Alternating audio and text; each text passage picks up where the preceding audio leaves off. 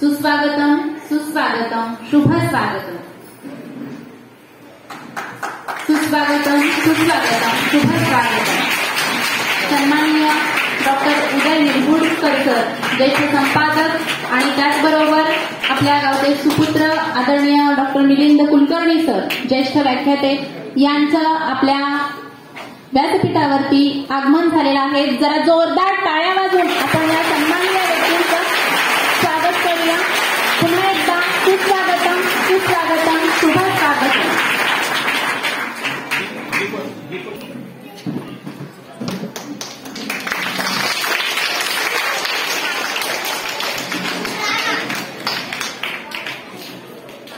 TMC जिल्हा परिषद आदर्श प्राथमिक शाळा तळे नंबर 1 आयोजित केलेल्या या व्याख्यान सोहळ्याचं उद्घाटन पाहुण्यांच्या शुभ हस्ते सन्माननीय Uday Nirgudkar sir, doctor Milind Kulkarni sir, आपल्या दिलीपभाई तळेकर सर, आमच्या केंद्रबलाचे केंद्रप्रमुख आदरणीय गोपाळ जाधव सर, सन्माननीय हस्ते या सोहळ्याचं दीपप्रज्वलन होऊन या कार्यक्रमाच्या व्यवस्थापन समितीच्या वतीनं आणि हार्दिक हार्दिक स्वागत।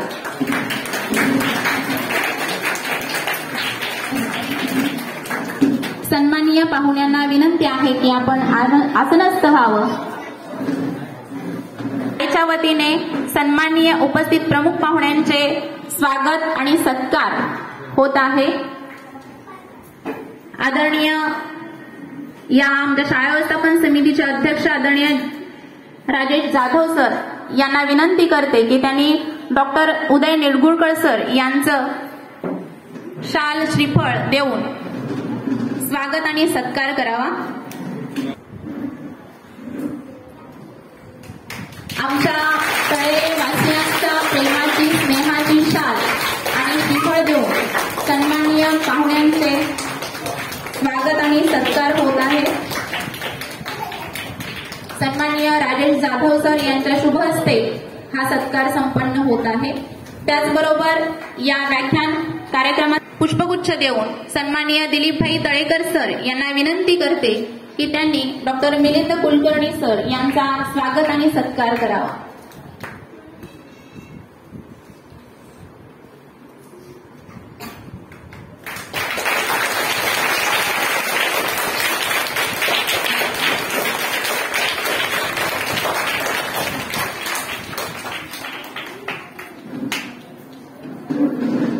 ज्येष्ठ संपादक कार्यक्रमासाठी उपस्थित असलेले आमच्या तळेरे साळीस्ते प्रभागाचे केंद्रप्रमुख आदरणीय गोपाळ जाधव सर, माजी पंचायत समिती सभापती आदरणीय दिलीपभाई तळेकर सर, त्याचबरोबर आमच्या शाळा व्यवस्थापन समितीचे अध्यक्ष आदरणीय राजेश जाधव सर, आमच्या शाळेचे मुख्याध्यापक आदरणीय पाऊसकर सर, तळेरे गावचे प्रथम नागरिक तथा सरपंच आदरणीय हनुमंत तळेकर सर,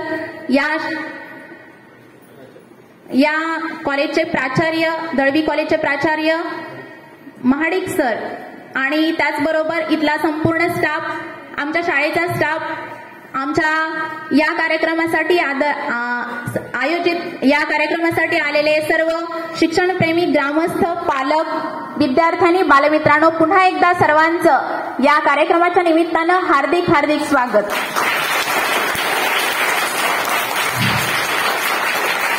या कार्यक्रमाचा हेतू आपल्याला समजला असेलच तरी सुद्धा या कार्यक्रमाच्या वतीनं या कार्यक्रमाचं प्रास्ताविक करण्यासाठी सन्माननीय राजेश जाधव सर यांना मी विनंती करते, शाळा व्यवस्थापन समिती अध्यक्ष राजेश जाधव यांनी या कार्यक्रमाचं प्रास्ताविक करावं।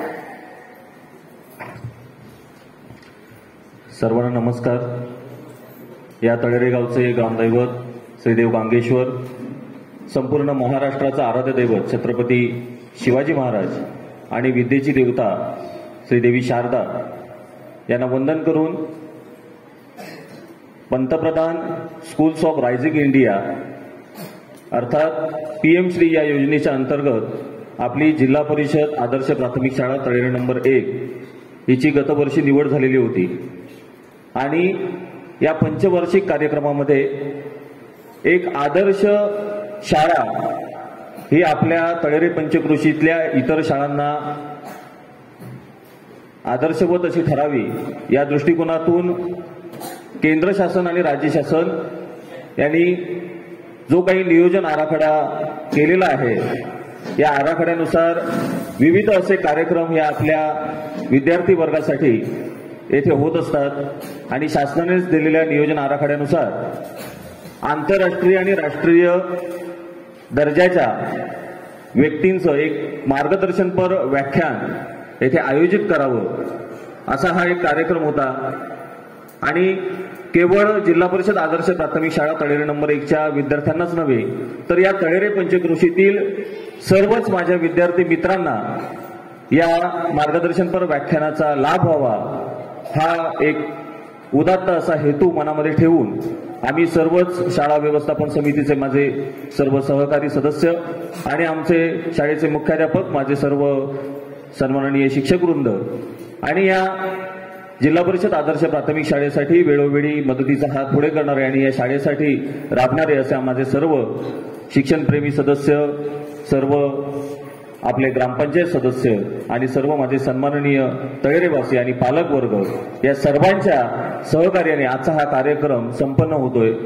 खरं तर अशा या कार्यक्रमासाठी व्याख्याते म्हणून नेमकं कोणाला बोलवावं हा एक प्रश्न मनामध्ये काही क्षणापूर्वी निश्चितच उत्पन्न झाला होता आणि मग त्यावेळी निश्चितपणे पहिलं नाव मनामध्ये आठवलं जे आमच्या हक्काचं नाव आहे ते म्हणजे doctor Milind Kulkarni.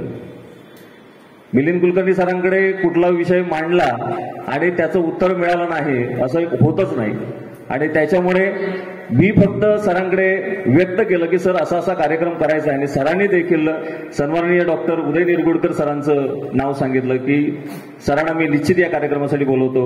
Doctor sir आपण या आमच्या गावामध्ये या कार्यक्रमासाठी आमच्या शाळेच्या कार्यक्रमासाठी आपल्या विद्यार्थ्यांना मार्गदर्शन करण्यासाठी इथे आला।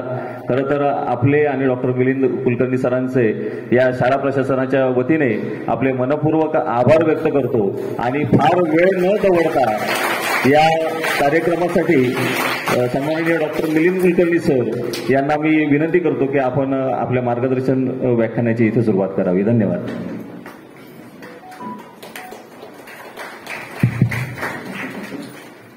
महाराष्ट्राचं आराध्य दैवत छत्रपती शिवाजी महाराज, घटनेचे शिल्पकार महामानव डॉक्टर बाबासाहेब आंबेडकर या व्यासपीठावरती ज्यांनी असणं हे या गावची शान वाढवणार आहे आणि जे केवळ प्रेमापोटी आलेले आहेत। कारण ज्या माणसांनी दावोस पासून ते जागतिक स्तरावरती मगाशी आम्ही चर्चा करताना बघितलं तेव्हा आकडा सांगता येणार नाही इतकी व्याख्यानं आंतरराष्ट्रीय पातळीवरती दिली, देशभरात दिली, राज्यात तर आपल्या विचारायला नको। या गेल्या 2 महिन्यातल्या व्याख्यानांचा आकडा कमीत कमी मला आठवतोय तो 200च्या आसपासचा असेल। असे प्रसिद्ध व्याख्याते, माजी संपादक, पत्रकार, लेखक, अनुवादक आणि एकूणच प्रचंड व्यासंग आणि वाचन असलेले आमचे डॉक्टर उदयजी निरगुडकर, त्याचप्रमाणे या शाळेचे जे अध्यक्ष आहेत ते राजेश जाधव, दिलीपभाई तळेकर, त्याचप्रमाणे गोपाळ जाधव सर, इतर सर्व मान्यवर आणि उदय निरगुडकर हे नाव ऐकून कणकवलीपासून ते पार फोंड्यापासून इथं आलेले काही सुजाण असे नागरिक आणि जी लहान मुलं की जी राष्ट्राचा भावी पिढी आहे आमची आणि त्या पिढीसाठी आज सरांना आपण बोलवलंय आणि या मुलांनी पुढे जाऊन काय करायचं आणि त्यांना घडवताना काय करायचं याचं आजचं व्याख्यान निरगुडकर सरांचं आहे। आणि म्हणून मला असं वाटतं की निरगुडकर सरांच्या बाबतीत 1-2 मिनिटं बोलणं मला अतिशय आवश्यक आहे। त्याचं कारण असं आहे की जी भावी पिढी माझ्यासमोर मला दिसते, तळेरे पंचक्रोशीतून उद्या या राष्ट्राला घडवण्याला आकार देण्याला जी पिढी आहे त्यांना घडवताना शिक्षकांनी, पालकांनी, नागरिकांनी, समाजाने काय करायचं आणि ती पिढी पुढे जाऊन काय करणार ती घडताना आणि घडवताना असा विषय आज निरगुडकर सरांचा आहे। आणि म्हणून मी खरं सांगायचं म्हणजे आजचं माझं जे प्रास्ताविक आहे त्यात एक प्रकारचं सरांच्या पूर्वीचं माझं जे भाषण आहे हे खरं सांगायचं तर हे केवळ एक उपचार आहे. कारण ज्या माणसासमोर आम्ही नम्र असतो, ज्यांचं वाचायला मी उत्सुक असतो, ऐकायला उत्सुक असतो आणि त्यांची एकही ओळ त्यांनी लिहिलेली आणि त्यांनी उच्चारलेली आम्ही चुकवत नाही, अशा निरगुडकर सरांसमोर बोलणं हा काही फार मोठा हा फार मोठा कठीण प्रसंग आहे, बाका प्रसंग आहे. पण मला जे विषय आहे थोडक्यात मला मांडायचा आहे. छत्रपती शिवाजी महाराज महाराष्ट्राचं आराध्य दैवत असा जो विषय आहे त्याला सुरुवात करण्यापूर्वी मी एकच सांगतो. 19 फेब्रुवारी 1630 रोजी शिवनेरीच्या किल्ल्यावरती जेव्हा जिजाबाईंची प्रसूती होत होती त्या प्रसूतीवेळी महाराष्ट्राचं सगळं लक्ष बये दार उघड असं एकनाथांनी जे गाणं घातलेलं होतं तो दरवाजा त्या दिवशी उघडायचा होता. त्याचं कारण असं होतं की छत्रपती शिवाजी महाराजांचा जन्म त्या दिवशी होता आणि ती प्रसूती जेव्हा अडली तेव्हा त्या किल्ल्या खालच्या गावात असणाऱ्या एका कुटुंबियातल्या एका वैद्यांना तिथे बोलवून नेण्यात आलं आणि त्या प्रसूतीला ते सहाय्यकारी ठरले. या महाराष्ट्राच्या आराध्य दैवताचा जन्म होत असताना साक्षीदार असणारे जे निरगुडकर वैद्य त्यांचे हे वंशज डॉक्टर उदय निरगुडकर. आणि म्हणून बये दार उघड असं म्हणायची वेळ महाराष्ट्रावरती का आली होती? अल्लाउद्दीन खिलजीसारखा आक्रमक, देवगिरी साम्राज्याचा पूर्णपणे अंत, यादव साम्राज्याचा अंत, मराठ्यांमध्ये माजलेली प्रचंड दुफळी, यवनी सत्ता आणि सामान्य माणूस त्या काळामध्ये जो भरडला गेला होता, धर्मस्थळ, धर्मक्षेत्र सगळं उद्ध्वस्त झालं होतं. आणि अशा वेळी महाराजांचा जन्म 19 फेब्रुवारी 1630 रोजी झाला आणि त्यानंतर या महाराष्ट्रामध्ये एक वेगळं शतक निर्माण झालं. शालिवाहन शक आपण ऐकतो, पण शिवशक निर्माण करणारा एकमेव राजा त्यानंतर जो आहे तो छत्रपती शिवाजी महाराज आहे. आणि म्हणून 1630 नंतर 1640 सालापर्यंत त्यांचा जो इतिहास आहे, जिजाबाईंनी त्यांना जे घडवलंय, त्या मातेनं त्यांच्यावरती जे संस्कार केलेत, ज्या रामायण महाभारतातल्या कथा त्यांना सांगितल्यात, जो युगपुरुष घडवत असताना स्वराज्याची जी प्रेरणा निर्माण केली आहे त्या मातेनं, त्या मातेला सगळ्यात पहिल्यांदा सलाम केला पाहिजे. आणि म्हणून महाराज जेव्हा 1641 ते 1645 या काळात नक्की कुठे होते याचा फारसा कुठे उल्लेख नाही. पण कृष्णाजी अर्जुन केळुसकर की जे आमच्या केळूसचे वेंगुर्ल्याचे आहेत त्यांनी शिवचरित्र लिहिलं 1902 साली आणि त्यात 1641 ते 1645 महाराज नक्की कुठे होते, काय करत होते त्याचा संपूर्ण उल्लेख त्या पुस्तकामध्ये आहे. जेव्हा ते यवनी सत्तेकडे आपल्या पिताजींकडे होते तेव्हा शहाजीराजांच्या राज्यामध्ये तिथे असताना यवनी सत्ता म्हणजे काय, यवनांचं राज्य म्हणजे काय, धर्माची चेष्टा आणि निंदा म्हणजे काय, जागोजागी डोळ्यांवरती होणारे अत्याचार, गोवधाचे अत्याचार म्हणजे काय, याचा साक्षीदार ते बघितलेले होते. आणि म्हणून त्या 1641 ते 1644 पर्यंतच्या काळातली 3 वर्ष महाराजांचं वय किती होतं तेव्हा? वय होतं फक्त 11 वर्ष. त्या 11व्या वर्षापासून ते 14व्या वर्षापर्यंत जे त्यांनी पाहिलं, जे घडताना पाहिलं, त्या रस्त्यांवरती गायीची मुंडकी कापून ठेवलेली दुकानं बाजूला, गोमांसची विक्री आजूबाजूला, आणि या सगळ्या परिस्थितीमध्ये जी चीड त्यांच्या मनामध्ये निर्माण झाली, त्यांच्या लक्षात आलं की हे आपलं नाही, हे राज्य आपलं असू शकत नाही, या प्रकारचं यवनांचं राज्य हे आपलं राज्य असू शकत नाही. आणि म्हणून त्या क्षणी जी ठिणगी त्या मातेने त्यांच्या मनामध्ये पेरली होती, हे हिंदवी स्वराज्य व्हावे ही तो श्रींची इच्छा, जो उद्गार त्यांच्या मुखातून निघाला त्याच्या पाठीमागं ही सगळी पार्श्वभूमी आहे. जिजाबाईंनी तयार केलेलं मन आहे, जिजाबाईंनी केलेले संस्कार आहेत, जिजाबाईंनी दिलेली प्रेरणा आहे, स्वराज्याची प्रेरणा आहे. आणि त्या प्रेरणेतून जेव्हा 1641 ते 44च्या काळामध्ये त्यांनी तो सगळा अत्याचार पाहिला तेव्हाच त्यांनी ठरवलं जे असेल ते स्वराज्य असेल. हे परकीयांचं राज्य आमच्यावर असता कामा नये, हे यवनांचं राज्य आमच्यावर असता कामा नये, जे राज्य असेल ते स्वराज्य असेल आणि ते हिंदवीच असेल, हे सांगणारा हा महापुरुष आहे. आणि त्यानंतर जेव्हा पुण्यामध्ये ते आले, त्या पुण्यामध्ये आल्यानंतर जनरली सगळ्या आपला इतिहास शिकवला होता आपल्याला, तो इतिहास शिकवला तो 1645 पासून 1645च्या पुढचा. महाराज डायरेक्ट पुण्यामध्येच आणून ठेवले जातात. पण त्यापूर्वी महाराजांच्या मनावरती जे संस्कार झालेले होते, जे त्यांनी पाहिलं होतं, ते फारसं सांगितलं जात नाही. आणि म्हणून महाराजांच्या मनामध्ये ही चीड निर्माण झाली, ही यवनांच्या विषयीची चीड, ही परकीय सत्तेविरुद्धची चीड, ही धर्मभ्रष्ट होणारी चीड. या सगळ्या चिडीतून हा तरुण अक्षरशः 14-15व्या वर्षी जेव्हा पुण्यामध्ये आला, आज तुमची वय किती आहेत विचार करून बघा. या तरुण मुलं माझ्यासमोर आहेत, छोटी मुलं माझ्यासमोर आहेत. 15व्या वर्षी एक तरुण मुलगा स्वराज्याची प्रेरणा घेऊन पुण्यामध्ये येतो. मुरार जगदेवानं ठोकलेली पहार आणि त्याच्यावरची एक वाहन हे पुण्याचं चित्र आहे आणि त्या चित्राला पालटून टाकण्याची ताकद असणारा राजा म्हणजे छत्रपती शिवाजी महाराज आहे. प्रचंड अत्याचार, जमीनदारांचा अत्याचार, शेतकऱ्याला जमीन कसल्यानंतर सारा द्यायची, जे पिकेल ते सगळं देऊन टाकायचं. महाराजांनी सगळ्यामध्ये सुधारणा केल्या. तिथे आल्यानंतर ज्या पडीक जमिनी होत्या तिथे शेती करेल त्याला सारा नाही. जो कोणी लांडगा कोल्हे हे त्या काळात प्रचंड माजलेले होते, त्यांचा वध करून त्याच्या हातामध्ये एक कडं. शेतकऱ्यांचा जो सारा होता त्यांनी मलिकांबरी पद्धत सुरू केली आणि जे पीक निर्माण होईल त्याच्या प्रमाणात सारा सुरू केला. शेतकऱ्याला पहिल्यांदाच बरं वाटायला लागलं. हा रयतेचा राजा म्हणतो आपण, का माहितीये तुम्हाला?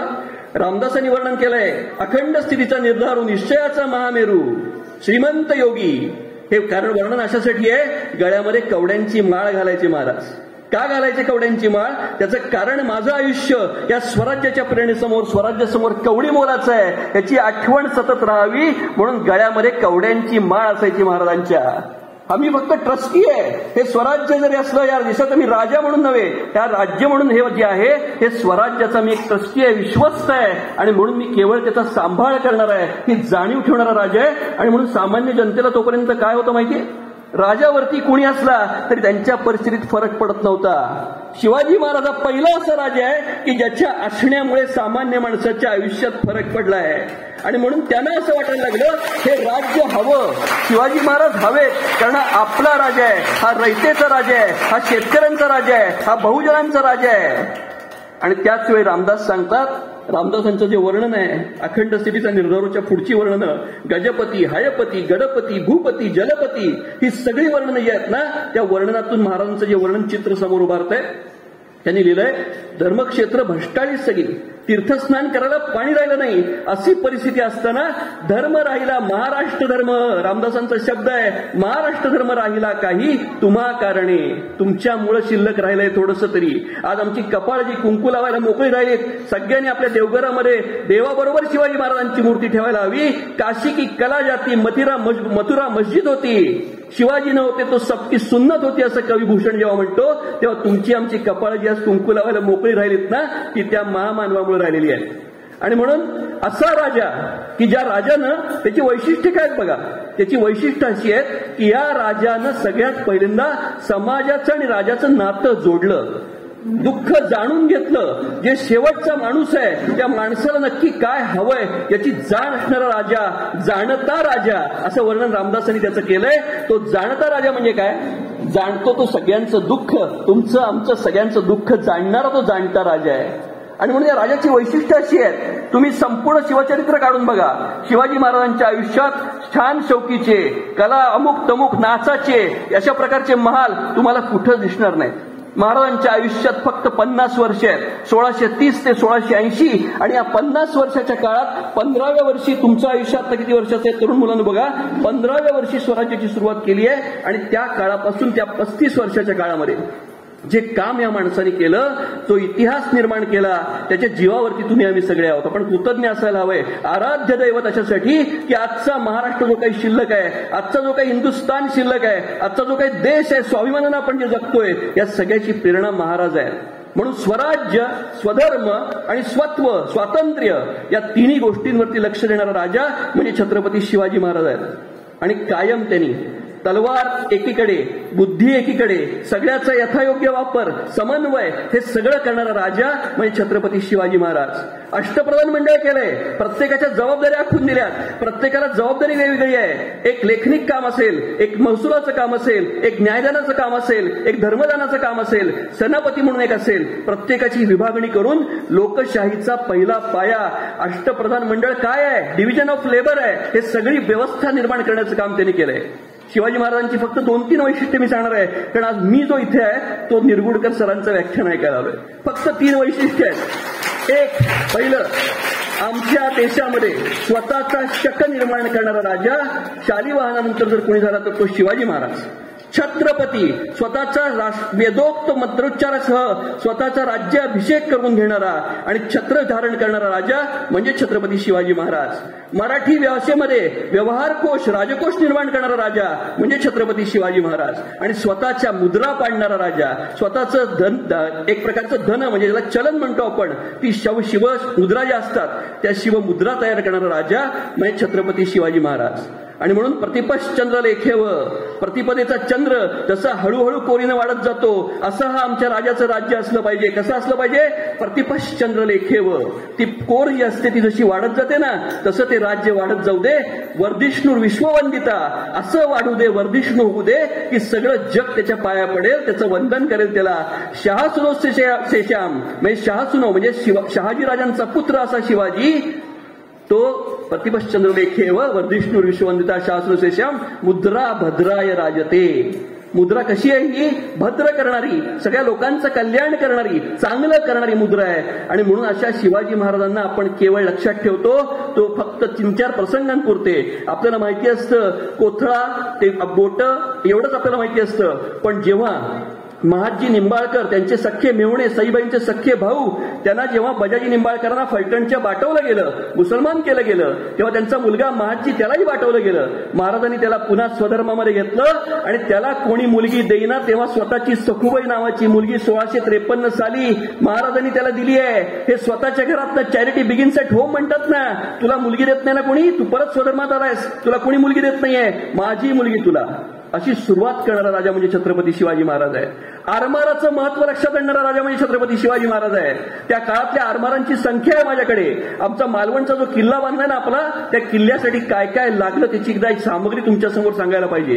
किती त्याला लोखंड, किती शिसं, किती काय काय वापरले, हे सगळ्याची नोंद आहे. किती तारवे, किती गलबत, किती किती काय काय होड्या, ह्याची आकडेवारी आहे. इंग्रजांना दहशत बसावी, मुंबईच्या समोर 300 होड्या फिरत होत्या.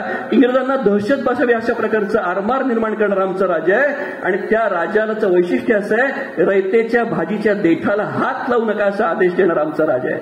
आणि म्हणून इतका सामान्य माणसांची काळजी करणारा, गरिबीची जाण असणारा, सामान्य माणसासाठी लढणारा, या आपल्या देशासाठी धर्मासाठी लढणारा राजा. आणि म्हणून या स्वतःचं हिंदवी स्वराज्य निर्माण करण्याची प्रेरणा तुमच्या आमच्यात निर्माण करायची असेल तर मला आपल्याला एकच आवाहन करायचंय तरुण मुलांनो. क्रमांक 1 म्हणजे एक गोष्ट या राजाला कधी आयुष्यात विसरू नका.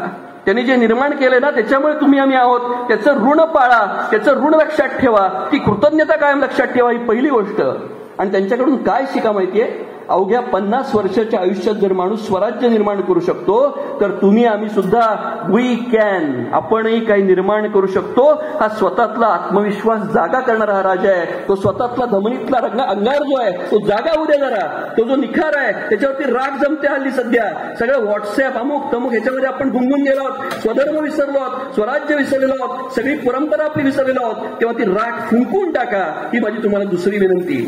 आणि तिसरी विनंती, महाराजांच्या समोरची परिस्थिती इतकी कठीण होती, इतकं यवनी साम्राज्य होतं. सभासदाचं असं वाक्य आहे, या सगळ्या पातशाह्या झाल्या परंतु आमचा एक हिंदू राजा छत्रपती झाला ही साधी गोष्ट झाली नाही, असं त्यानं वाक्य लिहून ठेवलंय.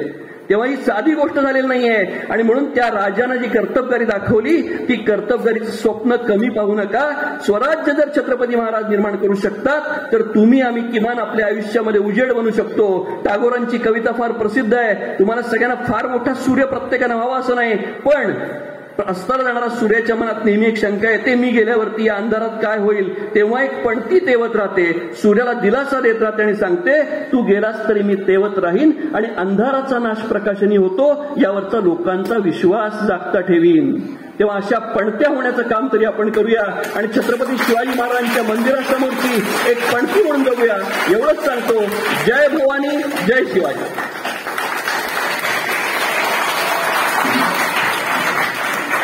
आराध्य दैवत. आणि या महाराजांबद्दल बोलताना डॉक्टर मिलिंद कुलकर्णी यांनी आपल्याला समग्र त्यांचं जीवन कसं होतं, त्यांचं व्यवस्थापन कौशल्य कसं होतं आणि त्यांचा दृष्टिकोन काय होता, आणि हे सांगत असताना आमची चिल्लीपिल्ली जरी असली तरी सुद्धा त्यांना अगदी समजेल या भाषेमध्ये त्यांनी सांगितलेलं. जरा सुद्धा त्यांनी इकडे तिकडे काही बघितलेलं नाही, अगदी मन लावून ऐकत होते. आणि असे छत्रपती शिवाजी महाराज आपल्या समोर त्यांनी व्यक्त केले. डॉक्टर मिलिंद कुलकर्णी यांचे शतशः धन्यवाद व्यक्त करते. आणि यानंतर सार्वजनिक बांधकाम विभाग कणकवलीचे कार्यकारी अभियंता सन्माननीय सर्वगौड साहेब या आपल्या आजच्या निरगुडकर साहेबांच्या व्याख्यानासाठी आवर्जून इथे उपस्थित राहिले. सर, शाळा प्रशासनाच्या वतीने मी आपलं मनपूर्वक इथे स्वागत करतो आणि आमच्या शाळेच्या मुख्याध्यापकांना विनंती करतो की आपण सरांचं इथे स्वागत करावं.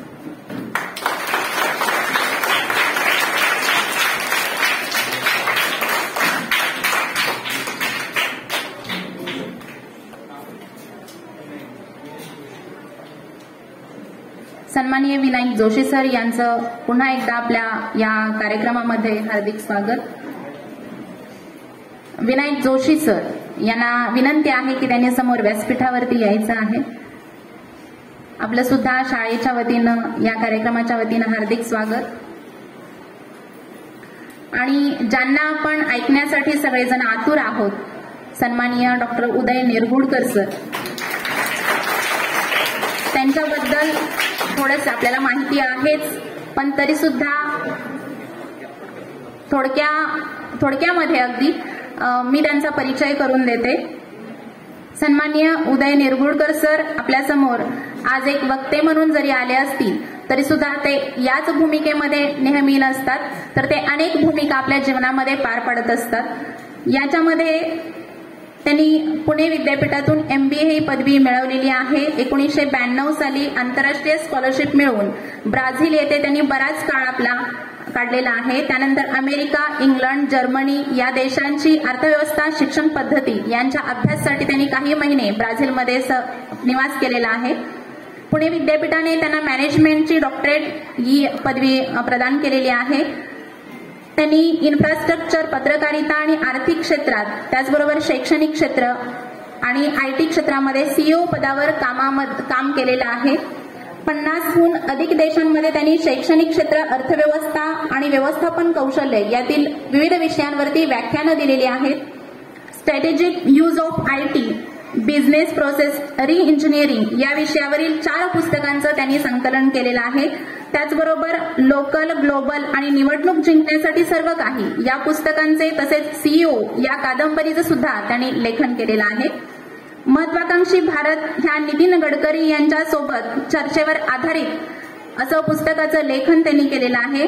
त्याचबरोबर स्वातंत्र्यवीर सावरकर, फाळणी रोखण्याची क्षमता असलेला महापुरुष हे अनुवादित पुस्तक त्यांनी लिहिलेलं आहे. झी उद्योग समूहाचे सर्वेसर्वा सुभाषचंद्र यांच्या इंग्रजी आत्मचरित्राचा मराठीमध्ये अनुवाद त्यांनी केलेला आहे. अनेक पुस्तकं त्यांनी आपल्या जीवनामध्ये वाचलेली आहेत. त्यांनी स्वयं या सोशल मीडियावरील कार्यरत असणाऱ्या संस्थेमध्ये सुद्धा ते कार्यरत आहेत.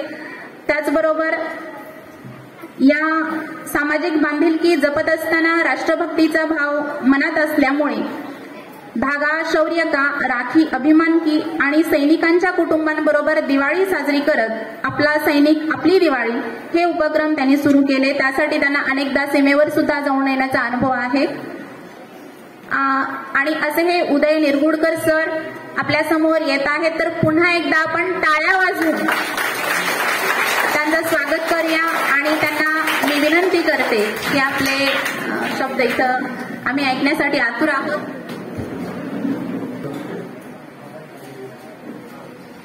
या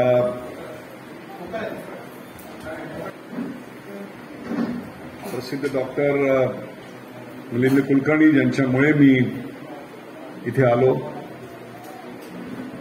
गेल्या अनेक वर्षाचा माझा आणि त्यांचा स्नेह आहे. आज त्यांच्यातला एक अप्रकाशित असा पैलू मला जाणवला, ते म्हणजे ते उत्तम वक्ते आहेत. आणि अप्रकाशित शिवाजी महाराज हा विषय इतक्या कमी वेळात, इतक्या समर्थपणे त्यांनी विद्यार्थ्यांपर्यंत पोहोचला. सर्वप्रथम त्यांचं अभिनंदन.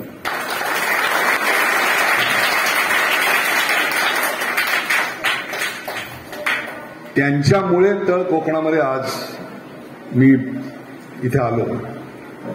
इथे आल्यानंतर मला प्रश्न पडला की विद्यार्थी घडताना आणि घडवताना या विषयावर जर बोलायचं झालं तर समोर 4 प्रकारचे श्रोते आहेत. एक ही प्राथमिक शाळेतली मुलं आहेत, दुसरी माध्यमिक शाळेतली मुलं आहेत, आणि या मुलांना सांभाळायची जबाबदारी असणारे शिक्षक समोर आहेत, आणि त्यांच्याकडे विद्यार्थी ज्यांनी सोपवले ते ग्रामस्थ आहेत. आता या चौघांचा जर लसावी काढायचा म्हटला तर ते काम विद्यार्थी घडवण्यापेक्षा जास्त कठीण आहे. तरी देखील माझ्या नियोजित वेळेमध्ये हा विषय कसा मांडता येईल बघूया. प्रत्येक देशाचा एक स्वतःचा असा वैशिष्ट्याचा भाग असतो, ज्याला इंग्रजीमध्ये स्ट्रॅटेजिक ॲडव्हान्टेजेस असं म्हणतात. भारताचा स्ट्रॅटेजिक ॲडव्हान्टेज काय असेल हे बघायला कुठल्याही आंतरराष्ट्रीय परिषदेत जायची गरज नाही.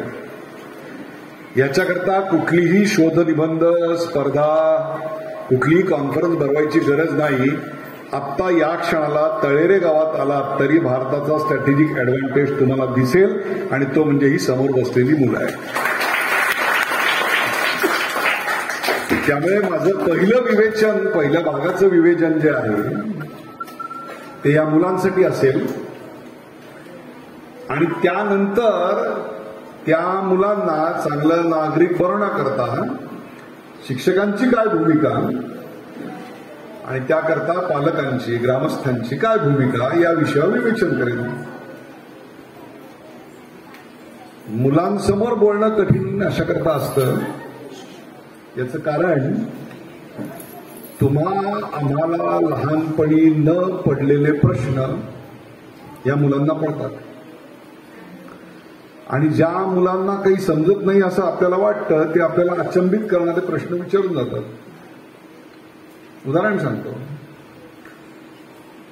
अनेक शाळांमध्ये मी जात असतो आणि विज्ञानावर काही प्रश्न असतील तर सरांना विचारा असं म्हणून सांगितल्यानंतर विदर्भातल्या लाखांदूर भागातल्या, म्हणजे आदिवासी भाग आहे, त्या भागातल्या एका चुणचुणीत मुलीने मला प्रश्न विचारला, आणि तो म्हणजे सूर्यप्रकाश असला की रोपं व्यवस्थित वाढतात, बरोबर आहे.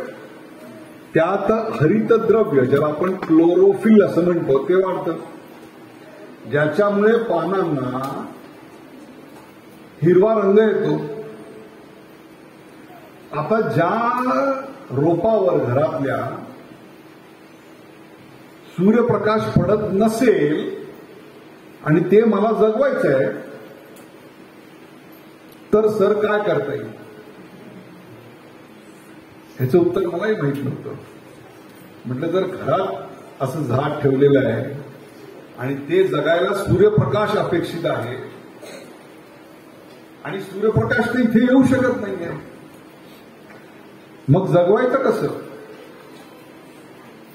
मग ती मुलगी हसली आणि म्हणाली, सर एक प्रयोग करता येईल का? काय? ती म्हणजे बाहेर एक आरसा लावायचा, त्या आरशावर सूर्याची किरणं पडतील, त्याचा अँगल असा ऍडजस्ट करायचा की दिवसातले काही काळ 3-4 तास तरी घरात असलेल्या त्या झाडावर तो सूर्यप्रकाश परावर्तित होईल. खरंच सांगतो, मी याचा विचार केला नव्हता. मग मी संशोधन करायला लागलो की अशा प्रकारे परावर्तित केलेल्या प्रकाशाने क्लोरोफिल निर्माण करण्याची प्रक्रिया होईल का नाही? काय वाटतं तुम्हाला? विशेषतः माध्यमिक शाळेतली मुलं आहेत, त्यांना काय वाटतं? कोणी हात वर करून मला सांगेल काय वाटतं? चुकलं तरी हरकत नाही, कारण याच्यात चूक आणि बरोबर असं काही नाही आहे. प्रयत्न करणं याला महत्व आहे. जर लाखांदूर मधल्या आदिवासी भागातली एक मुलगी उभं राहून हा प्रश्न विचारण्याचं धाडस करू शकते, तर ज्या भागाने महाराष्ट्राला मुख्यमंत्री दिला त्या भागातल्या एखाद्या मुलीला असं धाडस यायला काहीच हरकत नाही आहे. मला सांगा, आरशावर सूर्यकिरणं परावर्तित करून घरातल्या एखाद्या वेल असेल, छोटंसं रोप असेल, त्याला सूर्यप्रकाश जर आपण दिला तर त्यातून क्लोरोफिल निर्माण होण्याची प्रक्रिया होईल का नाही? कोण सांगेल? सांग बेटा, काय नाव तुझं सांग आधी. सर्वप्रथम टाळ्या वाजवा की तिने धाडस दाखवलेलं आहे. काय नाव?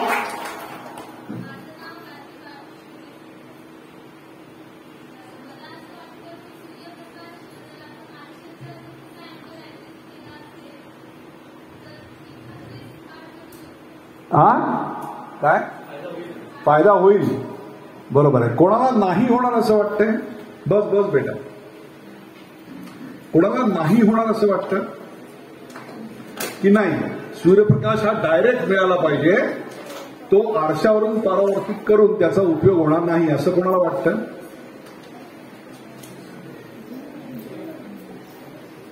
काय वाटतं तुला सांग? आता प्रत्येकजण दुसऱ्याकडे बघायला लागला, चला माझ्यावर नाहीये. मी जे प्रवचनाला आलेलं नाहीये की मी एकटा बोलेल आणि तुम्ही ऐकाल.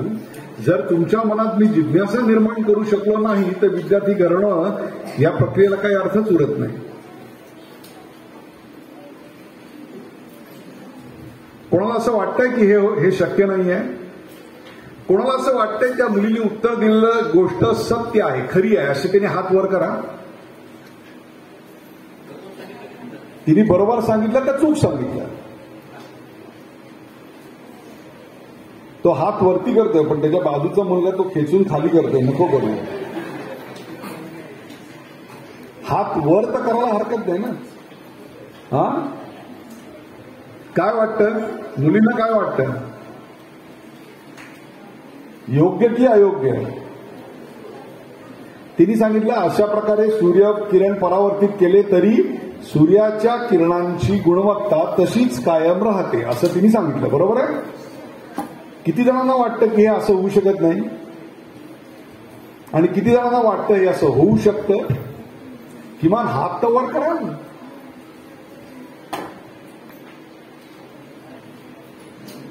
का हा प्रश्नच नकोय आपल्याला? जर या वयात प्रश्न पडत नसतील तर ती गोष्ट अतिशय डेंजरस आहे. जगातल्या प्रत्येक गोष्टीबद्दल प्रश्न पडणे म्हणजेच बालपण, म्हणजेच विद्यार्थी असणं. कोणाला असं वाटतं की हे चूक आहे, बरोबर आहे? काय वाटतं तुला? राव बा तूच राह ना, उभा तर राहा. काय झालं? मी असं सोडणार नाहीये, चिकट आहे मी खूप. कोण उत्तर देईल तू सांगतोस? हा तू राव ना. काय वाटतं कितवीत आहेस तू? तूच उभा राहा. कितवीत आहेस? हा 9वी. हे तर शिकला असाल शाळेमध्ये मी जे बोललो ते. मग ती आपली मैत्रीण म्हणली ते खरं की खोटं?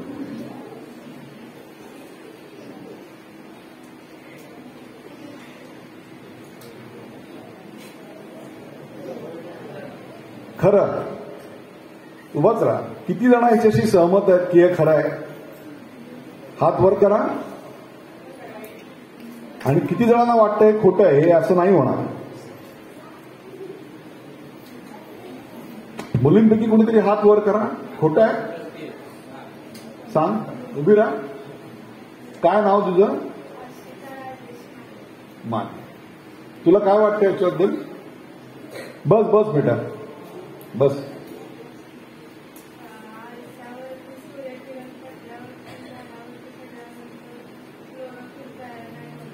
का नाही होणार?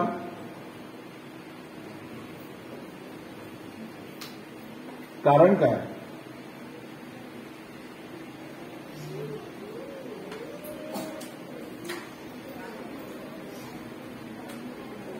कारण नाही सांगतात पण तुला असं वाटतं होणार नाही.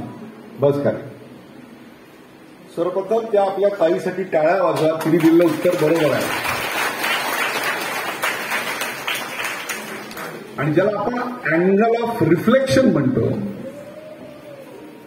परावर्तित करण्याचा जो कोन आहे तो कोन स्पष्ट असल्यामुळे त्याचे सर्व गुणधर्म हे तसेच्या तसे राहतील. हे प्रश्न आपल्याला पडणं अत्यंत महत्वाचं आहे. आणि हे मी अशा करता तुम्हाला सांगतोय, जर वर्गामध्ये शिकवल्यानंतर आपल्याला प्रश्न पडत नसतील तर ती अतिशय भीषण गोष्ट आहे. बरोबर आहे? आता तुम्हाला मी एक दुसरी गंमत सांगतो, बघा नीट ऐका. आणि याचं उत्तर देईल ना तो खऱ्या अर्थाने आदर्श विद्यार्थी असेल. याचं कारण आजचं जे व्याख्यान आहे ते PM श्री जिल्हा परिषद आदर्श प्राथमिक शाळा याच्या प्रधानमंत्र्याच्या या योजनेनुसार होणारं हे व्याख्यान आहे. बघा ना, गणित शिकवायचं असेल तर ते कसं शिकवायचं. आता गणित हा विषय अनेकांना जड वाटतो, बरोबर आहे. 3 मित्र होते, बरोबर आहे. नीट ऐका ना. ते 3 मित्र एक घड्याळ विकत घेण्याकरता 10 असं रुपयाचं कॉन्ट्रीब्युशन काढतात. किती रुपये जमले? 30. आता एवढ्याच मोठ्याने शेवटचं उत्तर पण द्या तर मी मानीन. सगळं लक्षात ठेवतोय मी. 30 रुपये जमा झाले. ते दुकानात जातात आणि ते दुकानात एक घड्याळ त्यांना पसंत पडतं. ते तिथे नोकर असतो, त्याला विचारतात किती रुपयाला आहे. तो म्हणतो 30 रुपयाला. ते त्याला 10च्या 3 नोटा काढून देतात. म्हणजे आता त्या 3 मित्रांजवळ किती पैसे उरले? 0. बघा, बरोबर जळ्यात अडकताय. शांत आहे, आगे बोल. थोड्या वेळाने त्या दुकानाचा मालक येतो. हे आपल्या घड्याळ घेऊन घरी येतात. दुकानाचा मालक येतो, म्हणतो अरे इथे घड्याळ विकायला ठेवलं तरी कुठे? तो म्हणतो ते असे 3 अरे ते म्हणजे जुने मित्र आहेत. किती रुपयाला विकलंस? तर तो म्हणतो मी 30 रुपयाला विकलं. अरे तो म्हणतो हे बाकीच्यांसाठी होतं, हे आपले जुने मित्र आहेत, त्यांना काहीतरी डिस्काउंट द्यायला पाहिजे होतं. तो नोकर म्हणतो मला काय माहिती तुमचे मित्र आहेत. तो म्हणतो नाही त्यांना 5 रुपये तरी आपण डिस्काउंट देऊया. म्हणजे आता 30 रुपयातून 5 रुपये कमी केले म्हणजे त्या घड्याळाची किंमत किती झाली? बरोबर आहे, अगदी बरोबर आहे. मग तो मालक 1 रुपयाचं 1 नाणं म्हणजे 3 नाणी म्हणजे किती झाले? 3 रुपये. आणि 2 रुपयाचं 1 नाणं म्हणजे 3 अधिक 2 किती झाले? बरोबर. 5 रुपये त्या नोकराच्या हातात ठेवतो आणि त्यांना सांगतो की तू जा आणि ते 3 जण त्या हॉस्टेलवर राहतात, त्यांना हे पैसे नेऊन दे 5 रुपये. आता हा नोकर तिकडे जातो. त्याच्या डोक्यात प्रश्न पडतो 5 रुपये 3 कसे वाटायचे? माझ्याकडे तर 1 रुपयाची 3 नाणी आणि 2 रुपयाचं 1 नाणं. हे वाटायचे कसे? मग तो एक चॅप्टरगिरी करतो. तो काय करतो? त्या प्रत्येक मित्राला 1 रुपया परत देतो. म्हणजे 10 रुपये काढले आणि 1 रुपया परत मिळाला. म्हणजे किती रुपये काढले? 9 रुपये काढले ना. 3 जणांनी 9 रुपये काढले म्हणजे किती रुपये झाले? 9. 3 9 अधिक 9 27. आणि या नोकराच्या खिशात किती रुपये आहेत? 5 रुपये. कसे? 3 रुपये परत दिले त्यांनी. 2 रुपये म्हणजे यांनी काढले 27 रुपये आणि नोकराच्या खिशातले 2 रुपये किती झाले? 1 रुपया कुठे गेला? बघा, पुन्हा एकदा सांगतो. 10 3 मित्रांनी पैसे काढले, झाले रुपये 30. घड्याळ घेतलं विकत 30 रुपयाचं, पैसे उरले 0. दुकानदार आला, तो म्हणला त्यांना डिस्काउंट द्यायला पाहिजे, त्यांनी रुपये दिले 5 परत करायला. 1 3 रुपये आणि 2 रुपयाचं 1 नाणं. 3 अधिक 2 5 रुपये. नोकर पडला चक्रम. तो म्हणला 5 रुपये 3 कसे वाटणार? म्हणून त्यांनी 1 रुपयाचं नाणं प्रत्येकाला परत केलं. तुम्ही 10 रुपये दिले, 10 रुपयातला 1 रुपया परत केला. तुम्हाला वस्तू कितीला पडली? 9 रुपयाला. 3 जणांचे 9 27 रुपये. आणि या नोकऱ्याच्या खिशातले 2 रुपये. 27 अधिक 2 29 रुपये. आता मला सांगा 1 रुपया गेला कुठे? मगाशी 10 अधिक 10 सांगितल्यानंतर 30 असं म्हणून जोरात ओरडणाऱ्या प्रत्येक मुलांनी याचं उभारून उत्तर द्यावं.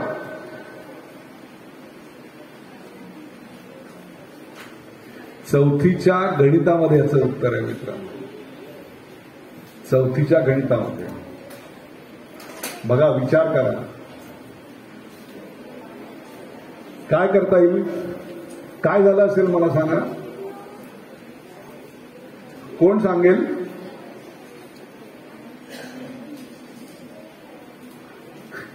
गणित अतिशय सिंपल आहे की नाही? 30 रुपये काढले, 5 रुपये परत आले, 1 रुपया परत आला, 9 रुपये काढले, खिशातले 2 रुपये, 9 त्रिक 27, 27 अधिक 2 29, 1 रुपया गेला कुठे? बरोबर आहे. चौथीचं गणित जर तुम्ही नीट केलं असेल तर तुम्हाला याचं उत्तर यायलाच हवं, ते येत नाही. याचं कारण आता नीट ऐका. एखादा विषय शिकल्यानंतर तो विषय आपण प्रत्यक्ष व्यवहारात आणण्यासाठी म्हणून त्याचं जे रूपांतर ज्ञानाचं व्यावहारिक ज्ञानात करावं लागतं, त्याचं शिक्षण आपल्याला कमी मिळतं. त्याचा हा परिणाम आहे.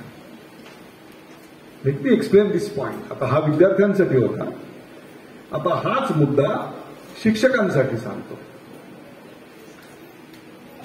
वर्गामध्ये शिकणं आणि समजणं याच्यात फरक आहे. विषय मोठा आहे, लर्निंग टेक्नॉलॉजीजवर वेगळं व्याख्यान द्यायला येईल मी. पण एक गाव होतं, त्या गावामध्ये ती जी मुलं बसली आहेत तेवढा एक मुलगा होता. आता 9वीतला मुलगा उभा राहिला आहे, त्याच्यापेक्षा लहान मुलगा होता. तो एका चौकात गेला आणि जोरात ओरडला, मी माझ्या कुत्र्याला गायला शिकवलंय. काय शिकवलंय? गायला शिकवलंय. सगळे बघायला लागले, अरे कुत्र्याला गायला शिकवलं, गायला शिकवलं. त्याला कळलं आपल्याला TRP मिळाला. बरं का, तो पुढल्या चौकात गेला, मुख्य चौकात गावातल्या, आणि मुख्य चौकात जाऊन तो पुन्हा जोरात ओरडला, मी माझ्या कुत्र्याला गायला शिकवलंय. तिथे म्हातारे कोतारे बसले होते. ते म्हणले, इकडे अरे काय म्हणतो तू? तू तुझ्या कुत्र्याला गायला शिकवलंय? हो, गायला शिकवलंय. काय खोटं बोलतो? दाखवा मला तो कुत्रा. तू या उद्या सकाळी 10 वाजता माझ्या घराच्या मागच्या बाजूला परसदारात या, तुम्हाला दाखवतो. छोटंसं तळेसारखं गाव, 3-4 हजार लोकवस्तीचं. लगेच वार्ता पसरली, फेसबुक, व्हॉट्सअप, टपाटप मेसेज गेले, अरे आपल्या गावामध्ये गाणारा कुत्रा आहे. ज्ञानेश्वरांनी रेड्याकडून वेद वदवले, त्यानंतरचं आश्चर्य आपल्या गावात, तळेरे गावात आहे. सगळी बातमी पसरली आणि दुसऱ्या दिवशी नटून थटून सगळ्या अपॉइंटमेंट कॅन्सल करून, शाळा बंद करून सगळं गाव लोटलं. आणि बरोबर 10 वाजता हा जो मुलगा होता तो आपल्या कुत्र्याला घेऊन बाहेर आला. व्हाईट पांढऱ्या कलरचा एक पॉमेरियन डॉग असतो ना छोटा, तशा कुत्र्याला घेऊन बाहेर आला. त्याच्या गळ्यात पट्टा होता आणि सगळेजण बघायला लागले. आता जगातलं 8वं आश्चर्य आपल्याला बघायला मिळणार. आणि त्यांनी कुत्र्याला आज्ञा केली, टॉमी गा. कुत्र्याने तोंड उघडलं आणि सगळेजण, सगळ्या सर्व शक्ती कानात एकवटून फक्त आता जगातलं 8वं आश्चर्य बघणार. कारण कुत्र्याने तोंड उघडलं, ज्याला गायला शिकवलेलं आहे, आणि आता तो गाणार म्हणून सगळे ऐकायला लागले, बघायला लागले. आणि कुत्रा चक्क भुंकायला लागला. तो कुत्रा आहे, गाईल कसा? सगळ्यांनी त्याला थांबवला. ते म्हणले, तू तर म्हणला होता या कुत्र्याला गायला शिकवलंय. बोलला, हो मी शिकवलंय असं म्हणलं. तो शिकला असं कुठे म्हणलं? ह्या गणिताचं उत्तर मुलांना येत नाही. याचं कारण there is a difference between mathematics and applied mathematics. जोपर्यंत तुम्ही एखादा विषय व्यवहारात कसा वापरायचा याविषयीच्या ज्ञानाची उत्सुकता विद्यार्थ्यांमध्ये निर्माण करत नाही, तोपर्यंत शिक्षणाची प्रक्रिया पूर्ण झाली असं आपल्याला म्हणता येणार नाही. टीचिंग आणि लर्निंग मध्ये हाच तर फरक आहे. आपण वर्गात शिकवतो, मुलं ते शिकतातच असं नाही, मार्क मिळतात. मार्क मिळवणं हा वेगळा भाग आहे, परंतु त्या विषयाची गोडी, त्या विषयाचं ज्ञान, त्या विषयाचं मर्म हे सर्व लक्षात येण्याकरता म्हणून when you convert research into knowledge, you create wealth for the nation. जेव्हा तुम्ही एखाद्या ज्ञानाचं रूपांतर संपत्तीमध्ये करता तेव्हा खऱ्या अर्थानं राष्ट्रासाठी संपत्ती निर्माण करता, आणि जेव्हा संपत्तीचं रूपांतर ज्ञानामध्ये करता तेव्हा खऱ्या अर्थानं तुम्ही संशोधनाला जन्म देत असता. मुलांना हाताशी धरून, याच मुलांना हाताशी धरून काय काय उपक्रम करता येतील हे त्यांच्या साक्षीनं मी तुम्हाला सांगतोय. त्याला कुठलाही पैसा लागणार नाहीये, फक्त इच्छाशक्ती आणि विद्यार्थ्यांचा सहभाग आणि त्याहीपेक्षा शिक्षकांचा आणि ग्रामस्थांचा उत्साह. उदाहरण देतो, आता मी 2 जिने चढून आलो. 12 पायऱ्या आहेत त्याला, बरोबर आहे. प्रत्येक जिन्याला 12 पायऱ्या आहेत. त्या पायऱ्या काळ्या रंगाच्या आहेत, बरोबर आहे. त्या पायऱ्या अतिशय ड्राय आहेत. जिल्हा परिषदेच्या कार्यालयात गेलात किंवा मंत्रालयाच्या कार्यालयात मुंबईला गेलात तरी सुद्धा अशाच पायऱ्या आहेत. मग या पायऱ्या शाळेच्या आहेत असं वाटण्याकरता आपण शाळेच्या ह्या संपूर्ण वास्तूचं रूपांतर ज्ञानाच्या केंद्रात करू शकतो का? तर विद्यार्थी घडेल. अगदी छोटी गोष्ट आहे आणि ती म्हणजे पायरी. इथूनच सुरुवात करूया. आता मला सांगा, 29चा पाढा किती मुलांना पाठ आहे? हात वर करा. I am sure none. 27चा पाढा किती लोकांना पाठ आहे? पुढे हात वर करा. नाही. पण जर तो पाढा तुम्हाला रोज शाळेत येताना, चढताना, उतरताना पाहायला मिळाला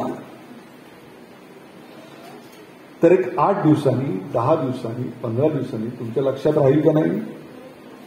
राहील का नाही? मग आता मला सांगा, 2 जिन्यांच्या मधली पायरीची जी जागा आहे त्या पायरीवर जर मी 29चा आकडा पांढऱ्या रंगाने पेंट केला तर तो मुलगा रोज जिना चढताना 29 एके 29, 29 दुने 29 त्रिक 29 चौक हे बघत जातो आणि 8व्या 9व्या दिवशी वर्गात न शिकवता तो सहज ते पाठ करून जातो.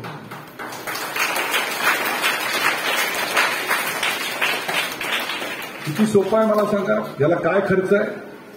एक पांढऱ्या रंगाचा डबा, एक कल्पकता, विद्यार्थ्यांचा सहभाग आणि त्याहीपेक्षा सुद्धा शिक्षण हे अधिकाधिक मुलांना प्रिय वाटावं. शाळेचं ग्रेडेशन, कॉलेज असतील तर नॅकचं ग्रेडेशन, याला मी काहीही महत्व देत नाही. शाळेत येणारी मुलं धावत येतात आणि शाळा सुटल्यावर मुलं रेंगाळत घरी जातात. ते शाळेचं सर्वात मोठं सर्टिफिकेट. जेव्हा सोमवारी सकाळी मुलं रेंगाळत घरी शाळेत येतात आणि शाळेची वेळ झाल्यानंतर गलका करत धावत पळत जातात, सुटलो या कोणवाड्यातून, तिथे खरं तुमचं ऑडिट झालेलं असतं. आणि त्याकरता शिक्षणाचा आत्माच प्रयोग आहे. आणि तो प्रयोग जर विद्यार्थी आणि शिक्षक दोघांनी एकत्र मिळून केला नाही तर ही घडणं आणि घडवण्याची प्रक्रिया अधुरी राहील. माझं हे सुदैव आहे की मी एका शिक्षक दाम्पत्याच्या पोटी जन्माला आलो. माझी आई प्राथमिक शाळेत शिक्षिका होती. एम.एड झालेलं असूनही एका ग्रामपंचायतीच्या छोट्याशा शाळेमध्ये तिने विद्यादानाला प्रारंभ केला. जी आज तळेरे गावात अवस्था आहे त्याच्याही पेक्षा काहीशी मागास अशी अवस्था 1950 साली ठाणे शहराची होती. तेव्हा ते शहर नव्हतं, ग्रामपंचायत होती. तसं मी मोठा झालो तेव्हा रोज 11 वाजता सगळी घरातली कामं संपवून आईला लेसन प्लॅन लिहिताना बघायचो. लेसन प्लॅन म्हणजे पहिला तिचा जो तास आहे तो 4थीच्या इतिहासावर आहे, दुसरा तास आहे तो 3रीच्या गणितावर आहे, तिसरा तास आहे तो 5वीच्या भूगोलावर आहे. त्या प्रत्येक वर्गामध्ये आई काय शिकवणार आहे आणि कसं शिकवणार आहे याचा लेसन प्लॅन आई लिहायची. हा शिक्षकांसाठी अत्यंत महत्वाचा विचार आहे. मग मी एक दिवशी आईला विचारलं, हे तू काय लिहितेस?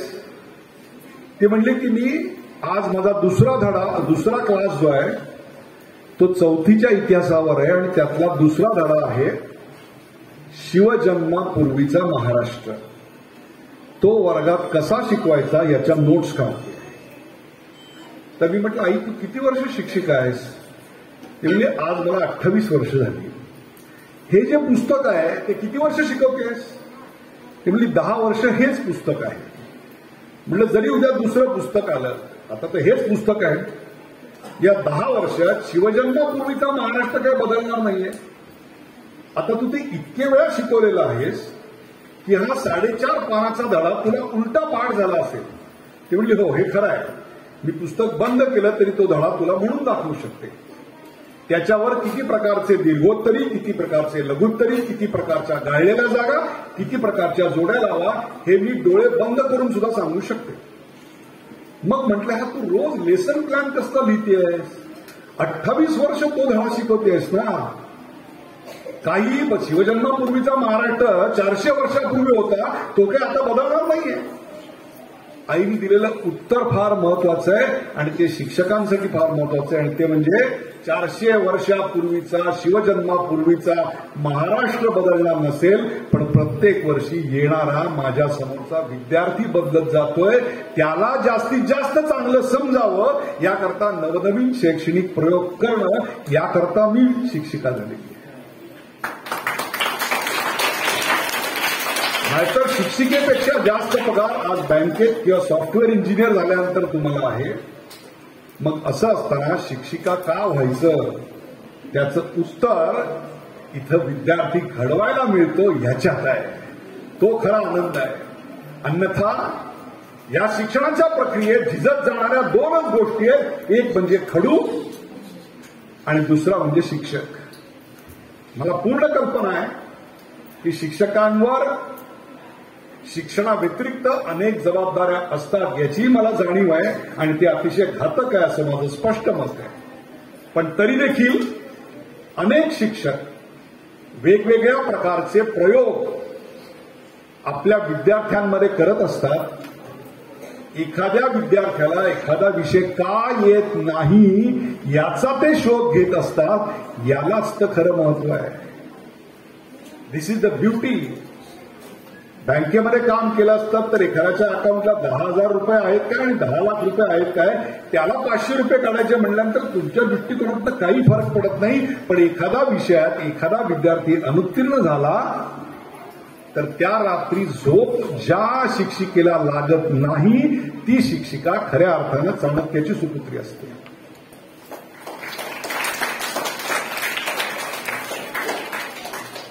मी तुम्हाला असे वर्गात करायचे अनेक एक्सपेरिमेंट सांगू शकतो. एक साधी गोष्ट आहे, आपण अँगल वर्गामध्ये शिकवतो बरोबर आहे. कोण 90 डिग्री, 60 डिग्री, 30 डिग्री बरोबर आहे. अनेक विद्यार्थ्यांना परिवलन आणि परिभ्रमण हे समजणं कठीण जातं बरोबर आहे. आता अँगल हा विषय वर्गात तुम्ही येण्या अगोदर विद्यार्थी शिकतील अशी काही क्लुप्ती करता येईल का? बघा आता 1 मिनिटात मी इकडे दाखवणार आहे. It will not take more than 1 minute आणि 50 रुपये सुद्धा खर्च नाहीये त्याला. सिद्ध करून दाखवू, चॅलेंज घेतो. ढ विद्यार्थ्याला कळेल. या इथं करून दाखवतो.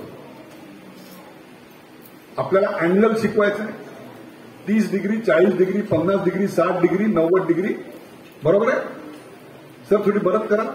आपण त्या दरवाजापाशी जा. दरवाजापाशी जा सर.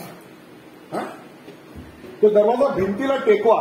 तो भिंतीला टेकवा. हा आता मी या बाजूला या, तुम्ही या बाजूला या आणि आता तो दरवाजा हळूहळू लावायला सुरुवात करा. थांबा. आता मला सांगा हा किती डिग्री आहे? 80 डिग्री आहे. आज चला आणखीन खेचा. हा आता संपूर्ण लावा आणि उघडताना आपण सांगूया. संपूर्ण लावा. बरोबर आहे. आता हा 0 डिग्रीचा अँगल आहे. आता हळू थोडा उघडा, अर्धा फूट, 10 डिग्री खाली प्रोट्रॅक्टर पेंट करा. 10 डिग्री पुढे खेचा, 20 डिग्री पुढे खेचा, 30 डिग्री, 40 डिग्री, 60, 70 आणि शेवटी 90 डिग्री. हे जर तुम्ही जमिनीवर पेंट केलं तर मुलं सहज चाळा म्हणून ते करतील आणि येता जाता अँगल शिकून जातील. वर्गामध्ये वेगळ्यानं शिकवायची गरज नाही. बरोबर. आता एक दुसरा एक्सपेरिमेंट बघूया की ज्याला आपण बल, किंवा जर इथे इंग्रजी माध्यमातलं सायन्स आणि गणित असेल तर फोर्स हा विषय फिजिक्समध्ये साधारणतः 8वीला हा विषय आहे. जे शेवटचा मी अभ्यासक्रम पाहिला, कदाचित 9वीला असेल, माफ करा त्याबद्दल. फोर्स हा विषय आणि त्याचं सूत्र, जसं E=mc², हे जे कळणं कठीण जातं, तसं फोर्स म्हणजे काय हे जर शिक्षकांना वर्गामध्ये समजवायचं असेल तर खडू आणि फळा याला हात लावायच्या आधी ते कसं शिकवता येईल तुम्हाला मी सांगतो. सर आता थोडी मदत करा, त्या दरवाजापाशी जा. बरोबर आहे. बघा फोर्स कसा शिकवायचा. आता ते जे हँडल आहे त्या हँडलला तुमची करंगळी लावा, करंगळी, आणि ओढा. सहज ओढता येत आहे? नाही, पण रिलेटिव्हली इझी आहे. बरोबर आहे. आता एक विचार करा, सरांच्या हातात असलेली ती कोयंडा जर मी त्या बिजागरीच्या जवळ दिला, इथे दिला, फोर्स जास्त लागतो. बरोबर आहे का? मग तिकडचं जे बिजागरी आहे, कोयंडा आहे, तो मोठा घ्यायचा आणि इकडचा छोटा घ्यायचा. 3-4 प्रकारात लावले की विद्यार्थ्याला त्याच्या खाली F टाईप केलं की विद्यार्थी वर्गात यायच्या आधी समजून जातो फोर्स म्हणजे काय. असे 400 एक्सपेरिमेंट्स मी स्वतः शोधून काढले आणि तशा 300 शाळा गुजरातमध्ये उभ्या केल्या, दिल्लीत उभ्या केल्या, आणि मग तुमच्याकडे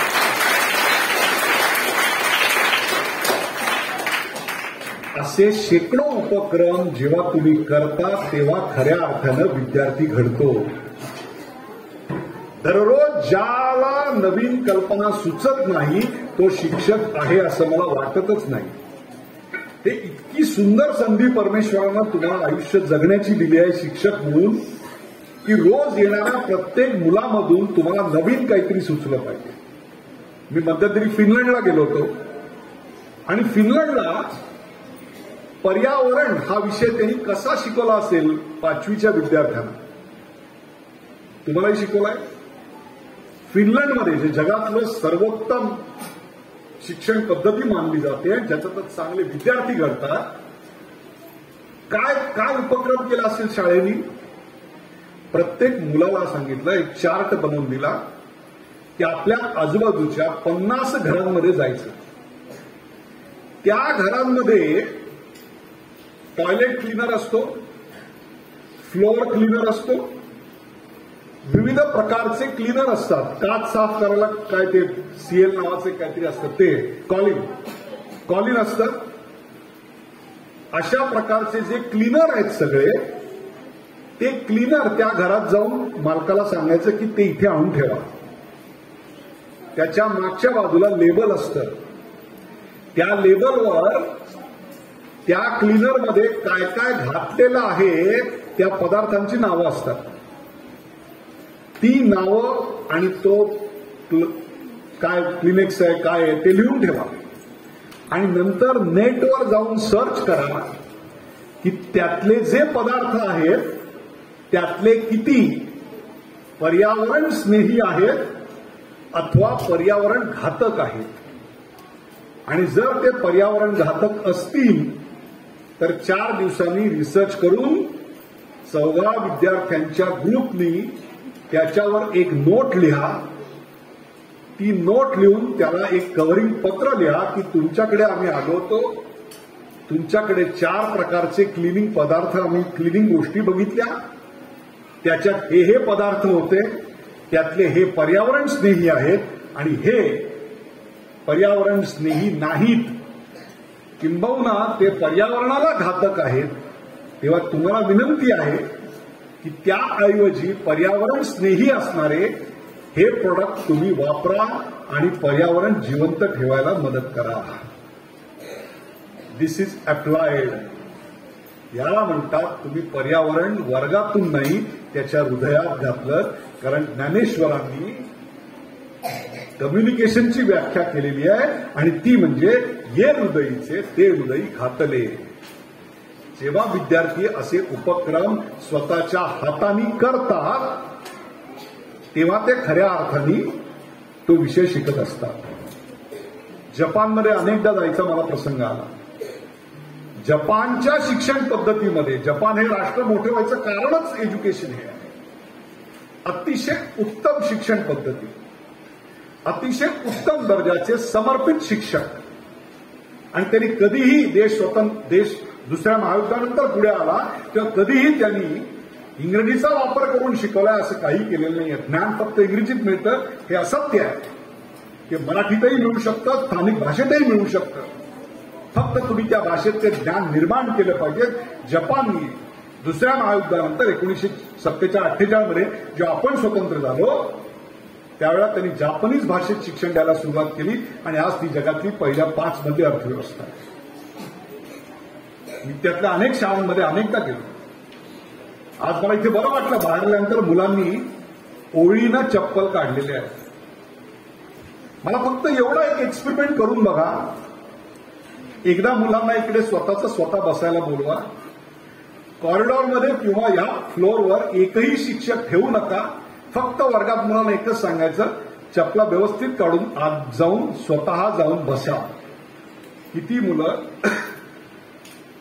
शिस्तीत शिक्षक नसताना चप्पल काढून बसतायत हे पहा, तर तुम्ही शिस्त त्यांच्या अंगात बाणवली असं मी म्हणेन.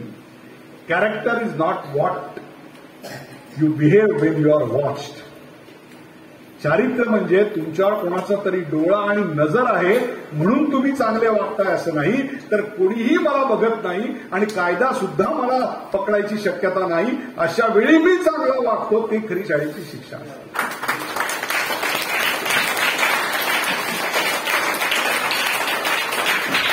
जपानची शाळा जी होती त्या जपानच्या शाळेमध्ये मी मॉन्टेसरीच्या पहिल्या दिवशी गेलो तेव्हा त्या शिक्षिकेने एकदा फक्त सांगितलं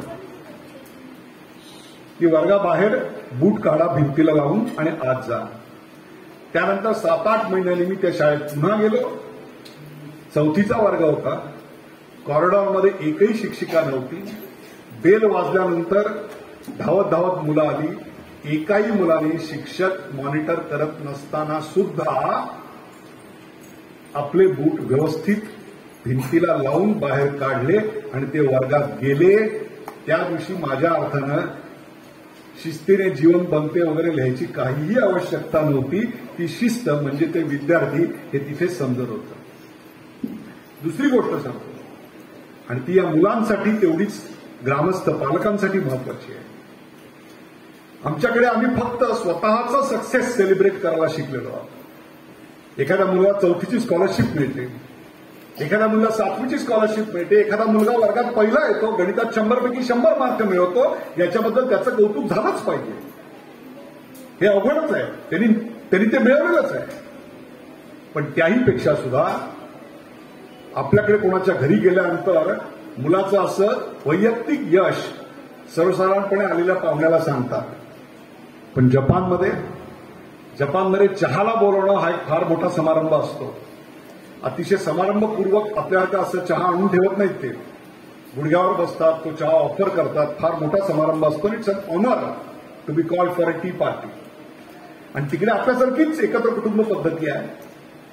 मग ओळख करून देतात, हे माझे वडील पूर्वी मिलिटरीत होते, रिटायर झाले. ही माझी आई इथे दुकान चालवत होती आणि ही माझी मुलं. आणि कधीही जपानी घरामध्ये मुलाच्या इंडिव्हिज्युअल सक्सेसचा उल्लेख केला जात नाही. माझा मुलगा 4थीत पहिला आला, माझा मुलगा 7वीत पहिला आला, माझ्या मुलाला 7वीची स्कॉलरशिप मिळाली, गणितात 100 पैकी 100 मार्क मिळाले, यापेक्षा सुद्धा त्या मुलांनी आमच्या घराच्या मागे 3 मित्रांना एकत्र करून गेले 4 वर्षापासून एक जंगल वाढवायला सुरुवात केली आहे. या कोलॅबोरेटिव्ह एफर्टचं कौतुक केलं जातं आणि ते सेलिब्रेट केलं जातं. 9वीतल्या माझ्या मुलींनी गणितात 100 पैकी 100 मार्क मिळवले, यापेक्षा सुद्धा 5वीत नापास होऊ शकणाऱ्या गणितातल्या 3 मुलांना शाळा संपल्यानंतर रोज 1 तास फुकट वर्गामध्ये ट्युशन घेतली आणि त्यापैकी त्या 4 मुलांपैकी 4च्या 4 मुलं फर्स्ट क्लासमध्ये पास झाली. या तिच्या सांघिक यशाला महत्व दिलं जातं. लहानपणापासून वैयक्तिक हे केवळ माझं हे ओरबडून मी मिळवणार, यापेक्षा सुद्धा माझ्याबरोबर मी इतरांना मोठं करणार, ही सांघिक भावना कुटुंबापासून शाळेपासून सर्वत्र केली जाते. म्हणून देश उभा राहतो, देश घडतो. त्यामुळे कृपा करून या शाळेमध्ये गॅदरिंगच्या वेळेला आपल्याकडे जेव्हा अहवाल सादर करतो तेव्हा वैयक्तिक अहवाल सादर करण्याच्या बरोबरच सांघिकतेचं पान त्यात असलं तर या गावातून असं एक सांघिक नेतृत्व निर्माण होईल की जे समाजातल्या सर्व गटातटांना जातीपंथांना एकत्र आणून एक शिक्षण व्यवस्था उभी करेल. आज इतिहासाच्या अशा टप्प्यावर आपण सर्वजण जन्माला आलो, कार्यरत आहोत की एवढ्या मोठ्या प्रमाणात तरुण, एवढ्या मोठ्या प्रमाणात लहान मुलं जगाच्या इतिहासात कुठल्याच राष्ट्राकडे नव्हती जी आपल्याकडे आता आहे. 1970 सालच्या नंतर फक्त एक मूल हे सक्तीचं केल्यामुळे चीन आज वृद्धत्वाकडे जातोय आणि भारत अजूनही तरुण आहे. अमृतकाल हा शब्द जो तुम्ही प्रधानमंत्र्यांचा ऐकला त्याचा अर्थ स्वातंत्र्याला 75 वर्ष झाली, त्या 75 ते 100चा प्रवास म्हणजे अमृतकाल एवढाच मर्यादित अर्थ नाही आहे. तर पहिल्यांदा असं घडतंय की भारत तरुण होतोय आणि ही तरुणाई, भारताचं ऍव्हरेज एज जे आहे ते जगात सर्वात कमी आहे आणि तो जो ऍडव्हान्टेज आहे तो ऍडव्हान्टेज 2047 पर्यंत राहणार आहे. त्यामुळे या 25 वर्षामध्ये आपल्याला जी आर्थिक प्रगती करायची असेल, जी सांस्कृतिक प्रगती करायची असेल, जे आमच्यात बदल घडवायचे असतील ते घडवावेच लागतील. अन्यथा एका मोठ्या अनागोंदीला आपण आमंत्रण देऊ आणि हे वाचवायची क्षमता जर कोणामध्ये असेल तर ती फक्त आणि फक्त शिक्षकांमध्ये आहे, शिक्षण व्यवस्थेमध्ये आहे. मी तुम्हाला एक गोष्ट आणखीन सांगतो की हे किती महत्वाचं आहे. शिक्षणाच्या पद्धतीत बदल रोज करणं आवश्यक आहे. एका माणसाकडे कुत्रा होता, तो कुत्रा आजारी पडला, तो त्याला वेटरनरी सर्जनकडे घेऊन गेला. वेटरनरी सर्जनने तपासलं आणि सांगितलं हे औषध घ्या. मालक ते महागडं औषध घेऊन घरी आला. कुत्र्याला द्यायचा प्रयत्न केला, त्यांनी काही प्यायलं नाही. शेवटी त्याचे हातपाय बांधले, तोंड बांधलं, मग तोंड उघडं करून ते बुचानी घालायचा प्रयत्न केला. त्यांनी मानेला जोरात हिसका दिला, ती काचेची बाटली फुटली, सगळं महागडं जे औषध होतं ते खाली सांडलं. मालक चिडला, मला म्हणला, अरे त्या कुत्र्याला म्हणला, अरे काय तुला एवढं महागडं औषध आणलं, तुला साधं पिता येत नाही. त्याचे हातपाय सोडल्यानंतर खाली पडलेलं जे औषध होतं ते त्यांनी चाटायला सुरुवात केली.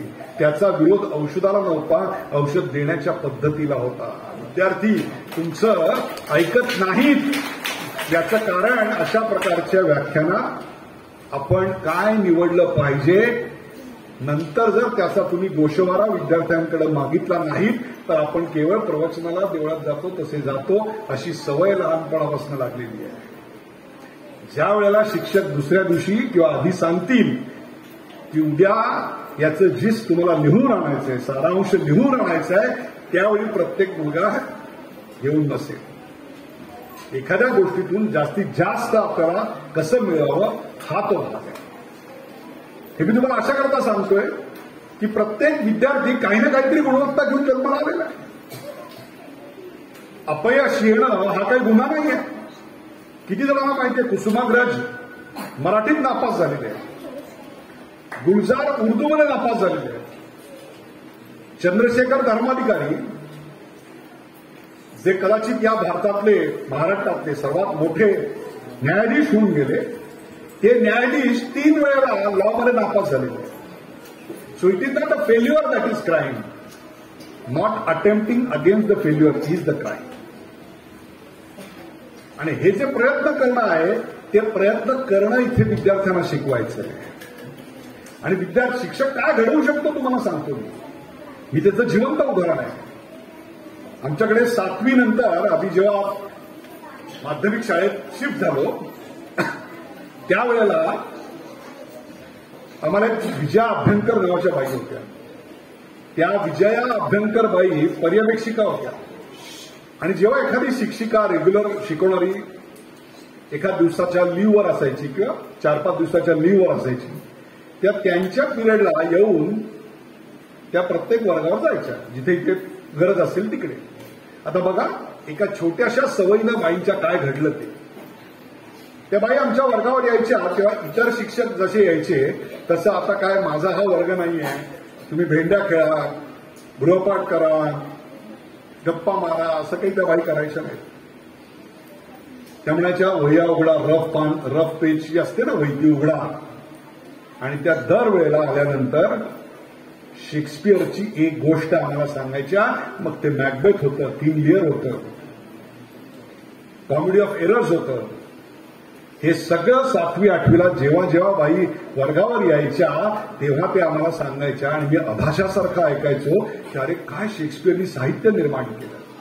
त्यामुळे इतकी जिद्द निर्माण झाली या वयात असताना, 8वी-9वीला असताना, की म्हटलं आता आयुष्यात पैसे आल्यानंतर पहिले काय करायचं हे 8वी-9वीतच कळलं. आणि ते म्हणजे आपण शेक्सपियरचं सगळं साहित्य विकत घ्यायचं. पुढं 7-8 वर्षानंतर जेव्हा नोकरीला लागलो, पहिला पगार घसघशीत हाती आला, तेव्हा पहिल्या पगारातून काय केलं असेल तर समग्र शेक्सपियर पहिले विकत घेतला. Macbeth, king Lear, Othello, comedy of errors हे सगळं विकत घेतलं आणि आभाषासारखं वाचून काढलं. पुढे 7-8 वर्षानंतर मला एक आंतरराष्ट्रीय स्कॉलरशिप मिळाली. आणि त्याच्यात मी पहिले जर्मनीला 3 महिने, अमेरिकेला 2 महिने, 7-8 महिने ब्राझीलमध्ये राहणार होतो.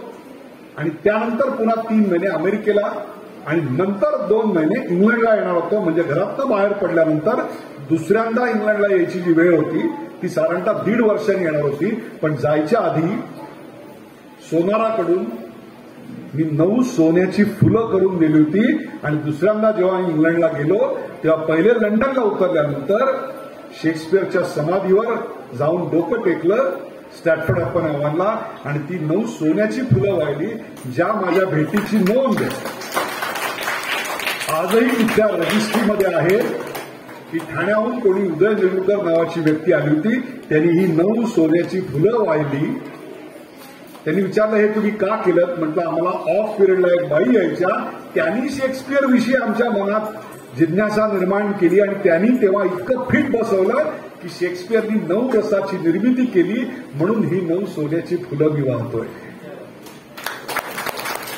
मला सांगा ऑफ पिरियड मधून किती शिकता आलं, शिकवता आलं, हा तो सगळा इतिहास आहे. हे शिक्षक खरंच घडवू शकतात तुम्हाला मी सांगतो. आमच्या मुख्याध्यापकांनी एक शेवटचा मुद्दा तुम्हाला मी सांगतोय की शिक्षणाची प्रक्रिया किती सुंदर करता येते. आमच्या मुख्याध्यापकांनी एक अफलातून प्रयोग केला होता आणि तो म्हणजे 7वी, 8वी, 9वी आणि 10वी याला ज्यांचे धडे असतील, ज्यांच्या कविता असतील, ते लेखक, ते कवी, तो धडा किंवा ती कविता शिकवायला आमच्या वर्गावर आणले. म्हणजे देणाऱ्यानं देत जावं, घेणाऱ्यानं घेत जावं, हे मी विंदा करंदीकरांपासून 4 फूट बसून 1.5 तास ऐकलेल्या वर्गात शिकलेलो आहे. शांता शेळके आमच्या वर्गात आले आहेत, कुसुमाग्रज आमच्या वर्गात आलेले आहेत, पाडगावकर आलेले आहेत, शंकर रामाने आलेले आहेत. आणि ते आले तेव्हा त्यांनी फक्त स्वतःच्या कविता नाही शिकवल्या, त्यांनी इतरांच्या देखील त्या विषयावरच्या कविता आम्हाला सांगितल्या. त्यातून आम्हाला तो समग्र विषय कळला. त्यातून प्रत्येक कवीला दिसणारा पाऊस किती वेगळा आहे हे आम्हाला कळलं. पक्ष्यांचे लक्ष धवे गगनाला पंख नव्हे, पक्ष्यांचे लक्ष नव्हे, गगनाला पंख नव्हे, वाऱ्यावर गंधभार भरलेले ओचे, झाडांवर लत बदले बहर कांचनाचे, घनवाजत गाजत ये थेंबामृताचे. महानुरांचा पाऊस आहे. क्षितिजी आले भरते ग, घनात कुंकुम फिरते ग, अभाळ अंबर अवघे झुंबर हवेत अत्तर तरते ग, लाजन झाली धरती ग, साजन काठा वरती ग, उन्हाच पान पानात गान ओलावून थरथरते ग, क्षितिजी आले भरते ग. आला आषाढ श्रावण आल्या पावसाच्या सरी, आला आषाढ श्रावण आल्या पावसाच्या सरी, किती चापत चोचीन प्यावा वर्षा ऋतू तरी. हे सगळे पावसाचे रंग. तर एकीकडे ग्रेसचा रंग, ती गेली तेव्हा रिमझिम पाऊस निनादत होता, मेघात अडकली किरणे हा सूर्य सोडवित होता. हे आम्हाला दस्तूरखुद्द ग्रेसांनी वर्गात शिकवलं. आणि तेव्हा कळलं की आई मृत पावलेली आहे, आईचं प्रेम अंगणात ठेवलेलं आहे. आणि ते पाहताना कवीची कल्पना आहे ही, ती गेली तेव्हा रिमझिम पाऊस निनादत होता, मेघात अडकली किरणे हा सूर्य सोडवित होता. अंगणात गमले मजला संपले बालपण माझे. आई गेल्यानंतर तो पोरका झालेला आहे. अंगणात गमले मजला संपले बालपण माझे, खिडकीवर धुरकट तेव्हा कंदील एकटा होता. लहानपणी या मुलांनी शिकावं, ऑफिसात जाऊन साहेब व्हावं असं आईला वाटायचं. त्याकरता ती काबाड कष्ट करायची. पण मुलाला मात्र रानात जाऊन खेळायची सवय. एकदा शाळा बुडून असाच रानातून खेळत आल्यानंतर आईला त्याच्या धूळ झालेल्या पायांनी कळलं की आज हा शाळेत गेलेला नाही. आई संतापली आणि म्हणून तिथे जो कंदील लावलेला होता त्या कंदिलाची तापती काच तिने त्याच्या गालाला लावली. मुलगा कळवळला. मुलाच्या डोळ्यातले अश्रू पाहून तिचंही मन पाझरलं. तिने त्याला पोटाशी धरलं आणि आईच्या डोळ्यातले अश्रू त्याच्या गालावर पडले आणि जखम पुसली गेली. व्रण मात्र कायम राहिला. ती गेली तेव्हा रिमझिम पाऊस निनादत होता, मेघात अडकली किरणे हा सूर्य सोडवित होता. अंगणात गमले मजला संपले बालपण माझे, खिडकीवर धुरकट तेव्हा कंदील एकटा होता. हे जेव्हा ग्रेसांकडून तुम्ही ऐकता त्याचं एक वेगळं. असे अनेक प्रयोग इथल्या शिक्षकांना करता येतील. आज काही प्रत्यक्ष त्या कवीला आणायची गरज नाहीये. तुम्ही इंटरनेटच्या माध्यमातून, व्हिडिओच्या माध्यमातून तो जर कवी नसेल तर किमान त्याचा अभ्यास केलेला एखादा दुसरा कवी असतो त्याला वर्गावर आणून तुम्ही हे सगळं करू शकता. रोज नव्यानं प्रयोग करणे आणि रोज त्याचा आश्चर्याचा धक्का मुलांना देणे हे जेव्हा तुम्ही सातत्यानं करायला लागता तेव्हा शाळेत येणारी पावलं धावत येतात आणि जाणारी पावलं रेंगाळत जातात. तिथे तुमचं खरं ऑडिट झालेलं असतं आणि ते ऑडिट फार महत्वाचं आहे. माझ्या आईला रिटायर झाल्यानंतर मी विचारलं, ती ग्रामपंचायतीच्या शाळेत शिकवत होते. पहिल्या पिढीचे सगळे विद्यार्थी होते. कोणाची आई कचरा वेचते, कोणाचे वडील सफाई कर्मचारी आहेत. मी खवचटपणे विचारलं, तुझ्या हातून किती इंजिनियर, वकील, डॉक्टर निर्माण झाले? त्या पिढीत ते त्या वेळेला शक्यच नव्हतं. त्यांनी सांगितलं, माझा एक गुण जरी विद्यार्थ्यांनी घेतला तरी त्यांचं आयुष्यात भलं होईल. आज शिक्षकांसाठी तो माझा शेवटचा मंत्र आहे आणि तो म्हणजे 33 वर्ष मी नोकरी केली, त्यातली 24 वर्ष मुख्याध्यापक होते. 33 वर्षात माझा एकही लेटमार्क नाही. माझ्या येण्यावर लोक घड्याळ लावायची. एवढा माझा वेळेवर येण्याचा गुण जरी माझ्या विद्यार्थ्यांनी घेतला तरी त्यांचं आयुष्यात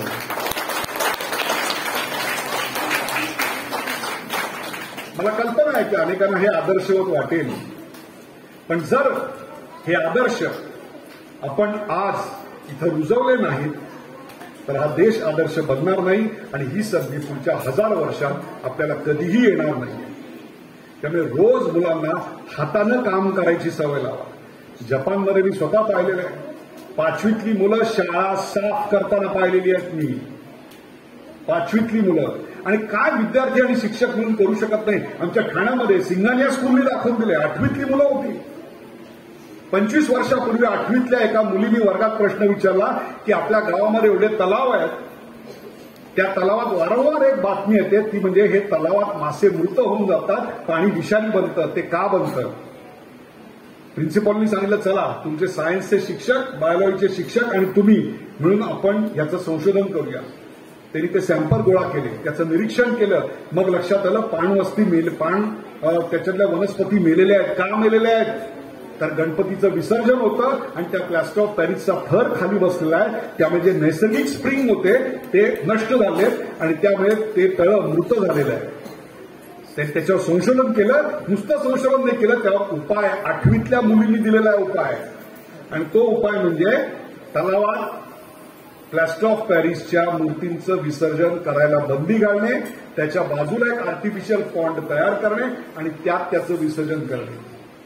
अनेक भाविकांनी याला विरोध केला. आमच्या भावना दुखावल्या जातील म्हणून त्या विद्यार्थ्यांनी शाळात जाऊन विद्यार्थ्यांना, इतर विद्यार्थ्यांना याचं महत्व दिलं आणि विद्यार्थ्यांनी आपल्या पालकांचं मन बदललं. आज ठाण्यामध्ये एकही मूर्ती ही नैसर्गिक तलावात विसर्जित केली जात नाही. बघा, तुमच्यासारखी मुलं काय इतिहास घडवतात आणि सगळे तलाव पुनरुज्जीवित आहेत. मागच्या 15 वर्षात मासे मेल्याची, तलावात दुर्गंधी पसरल्याची, तलाव विषारी झाल्याची एकही बातमी आमच्याकडे नाही. परवा लाखांदूरमध्ये खूप चांगली परंपरा मी पाहिली. ही मुलं सुट्टीवर जातील. आता सुट्टीवर जाताना शाळेत शिक्षक त्यांना एक अभ्यासक्रम देतात आणि तो म्हणजे जेवढी फळं खाल त्याच्या बिया गोळा करा, त्या उन्हात वाळवा, कडक वाळवा, आणि येताना त्यांना आधीच 10 कागदाच्या छोट्या छोट्या पिशव्या दिलेल्या आहेत. त्यात शेण घातलेलं आहे, माती घातलेली आहे. त्या जायच्या दिवशी घाला आणि वर्गात घेऊन या. पहिल्या दिवशी येताना त्याच्याशिवाय वर्गात प्रवेश नाही. आणि मग जून जुलैला पाऊस चालू झालेला असतो. गावात किती जमीन आहे म्हणून मी तुम्हाला आता विचारलं, गावात किती जमीन आहे. त्या गावातल्या जमिनीवर खड्डे खणलेले असतात आणि त्या खड्ड्यात ते लावलं जातं. आज 3.5 किलोमीटर एवढ्या मोठ्या एरियामध्ये, लाखांदूर भागामध्ये खूप मोठ्या प्रमाणात देवराई उभी राहिली. ती एका शाळेमुळे उभी राहिली. याला आदर्श म्हणतात. मग असे उपक्रम पर्यावरण शिकवण्याकरता, पर्यावरणाचा ऱ्हास थांबवण्याकरता या गावात आपल्याला का बरं करता येणार नाही? तुम्हाला मी सांगतो, असे जर उपक्रम तुम्ही केले तर त्याची दखल दस्तूर प्रधानमंत्री घेतल्याशिवाय सुद्धा राहणार नाही. तशी दखल घेणं इतकं आदर्श काम आपल्या हातून होवं. आणि ज्या कारणाकरता मी इकडे आलो, सगळेच शिक्षक काही यामुळे प्रेरणादायी बनतील आणि आपलं सगळं एका रात्रीत बदलतील अशी मला मुळीच आदर्श भाबडी आशा नाही आहे. मग मी हे सगळं काय येतो दिवस रात्र. काल रात्री 9 वाजता मी तळेगावहून निघालो, 12 वाजता घरी आलो रात्री आणि 1च्या ट्रेननी इकडे आलो. उद्या सकाळी पोहोचल्यानंतर दुपारच्या विमानाने पुन्हा मी दिल्लीला जाणार आहे. हे सगळं मी का करतो? एक तरी चाणक्य निघेल, एक तरी चंद्रगुप्त यातून निघेल. म्हणजे मालूम आहे ही जमीन मुरमाड आहे. मला पूर्ण माहिती आहे की या जमिनीत काही उगवणार नाही अशीच परिस्थिती आहे. है वतन की रेख. पण मला एक विश्वास आहे आणि तो विश्वास असा आहे की है वतन की रेख मुझे एरिया यही रगडने दे. मला इथे टाचा घासू देत, याच गावात टाचा घासू देत. है वतन की रेख मुझे एरिया यही रगडने दे. मुझे यकीन है वतन की रेख मुझे एरिया यही रगड़ने दे. मुझे यकीन है पानी यहीं से निकलेगा.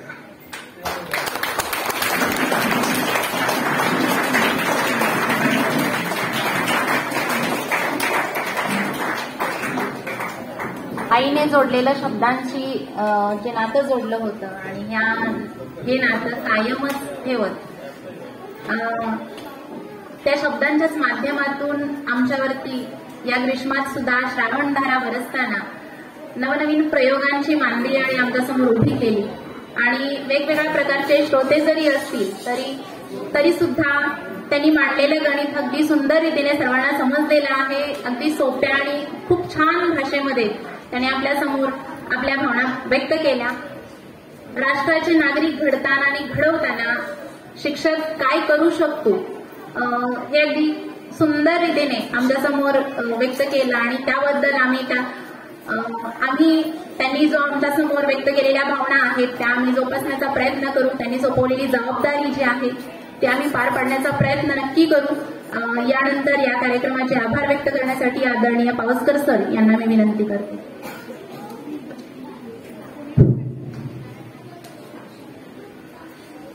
आता झालेले व्याख्यान सन्माननीय डॉक्टर उदय निरगुडकर यांच्या व्याख्यानानंतर मला काही ओळी सुचल्या.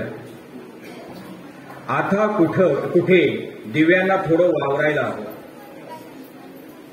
काजव्यांनीही अंधारात थोडं सावरायला हवं. रोजच नसतो उजेड, काळोखातही थोडं बावरायला हवं. फांदीवरची पाखरे शोधतात रोज नव्या वाटा, आभाळातही उंच उडताना थोडं पसरायला हवं, थोडं पसरायला हवं. खरोखर निगुडकर साहेब, मी आमचं भाग्य समजेन.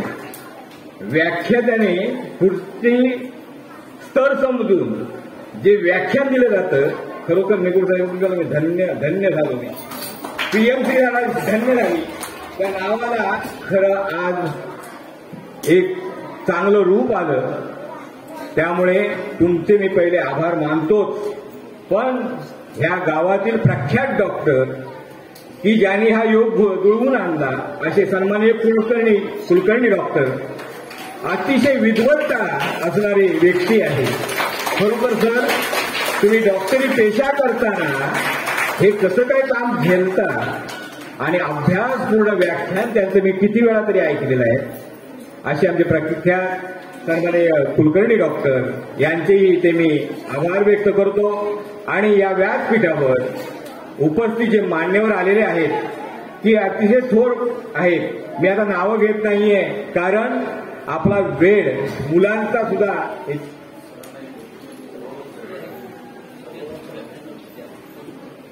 फक्त ह्या आभार प्रदर्शन होत असताना सरांची एक विनंती आहे की 1-2 मिनिटं ते बोलत आहेत, कृपया थोडी शांतता पाळावी.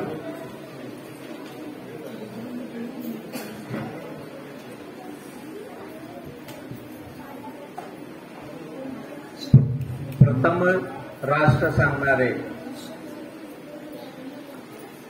भारताला आर्थिक महासत्ता म्हणून पाहणारे, या देशाचे गतिशील नेतृत्व आदरणीय पंतप्रधान नरेंद्र मोदी साहेब, खरा तो एकच धर्म जगाला प्रेम अर्पावे असं सांगणारे साने गुरुजी, विश्वाचे माझे घर सांगणारे संत ज्ञानेश्वर महाराज, असाध्य साध्य करणारे ते शिक्षण असं सांगणारे संत तुकाराम महाराज, प्रथमही भारतीय आहे नंतरही भारतीय सांगणारे महामानव डॉक्टर बाबासाहेब आंबेडकर, तुझसाठी जनन ते जनन, तुझ वीन जनन ते मरण, प्रखर राष्ट्रवाद सांगणारे स्वातंत्र्य सावरकर, यांना सगळ्यांना मी अभिवादन करतो. ज्या ज्या महान पुरुषांनी हा देश घडवला, ज्या ज्या महामातांनी देश घडवला, त्यांना या ठिकाणी विनम्र अभिवादन करतो. या ठिकाणी मला येण्याची संधी डॉक्टर कुलकर्णींच्यामुळे मिळाली आणि अत्यंत आनंद झाला. अप्रकाशित शिवाजी महाराज हे ऐकण्याचं भाग्य मला लाभलं, त्याबद्दल त्यांचं ऋण व्यक्त करतो.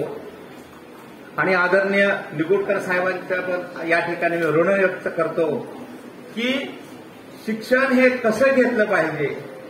नॉलेज जे आहे, नुसतं नॉलेज असून चालत नाही, पण ऍप्लिकेशन ऑफ नॉलेज हे फार महत्वाचं आहे. हे लहानपणापासून शिकलं पाहिजे. हा त्यांचा मौलिक संदेश जो आहे तो मला खूप भावला. त्यांना यासाठी मी लाख लाख धन्यवाद देतो. ज्या राष्ट्राचा त्यांनी उल्लेख केला, जपानचा, ज्याचं दरड उत्पन्न मला वाटतं 40 लाखापेक्षा जास्त आहे. माझ्या देशाचं उत्पन्न 4 ते 5 लाख आहे. जपानपेक्षा हुशार माणसं या देशात आहेत. जपानपेक्षा हुशार माणसं या देशात आहेत. ज्या जपानला आम्ही दिशा देण्याचं काम केलेलं आहे. निगुडकर सरांना माहिती आहे या देशाचा इतिहास. ते राष्ट्र आमच्या विषयात पुढे आहे. तर ते राष्ट्र पुढे नेण्यासाठी आजच्या दिवशी किंवा आता निगुडकर साहेबांसारखे विचार हे महत्वाचे आहे. ते विद्यार्थ्यांनी आणि शिक्षकांनी अंगीकारले पाहिजे असंच या ठिकाणी मी विनम्रपणे सांगू इच्छितो. आणि मला या ठिकाणी बोलण्याची संधी मिळाली.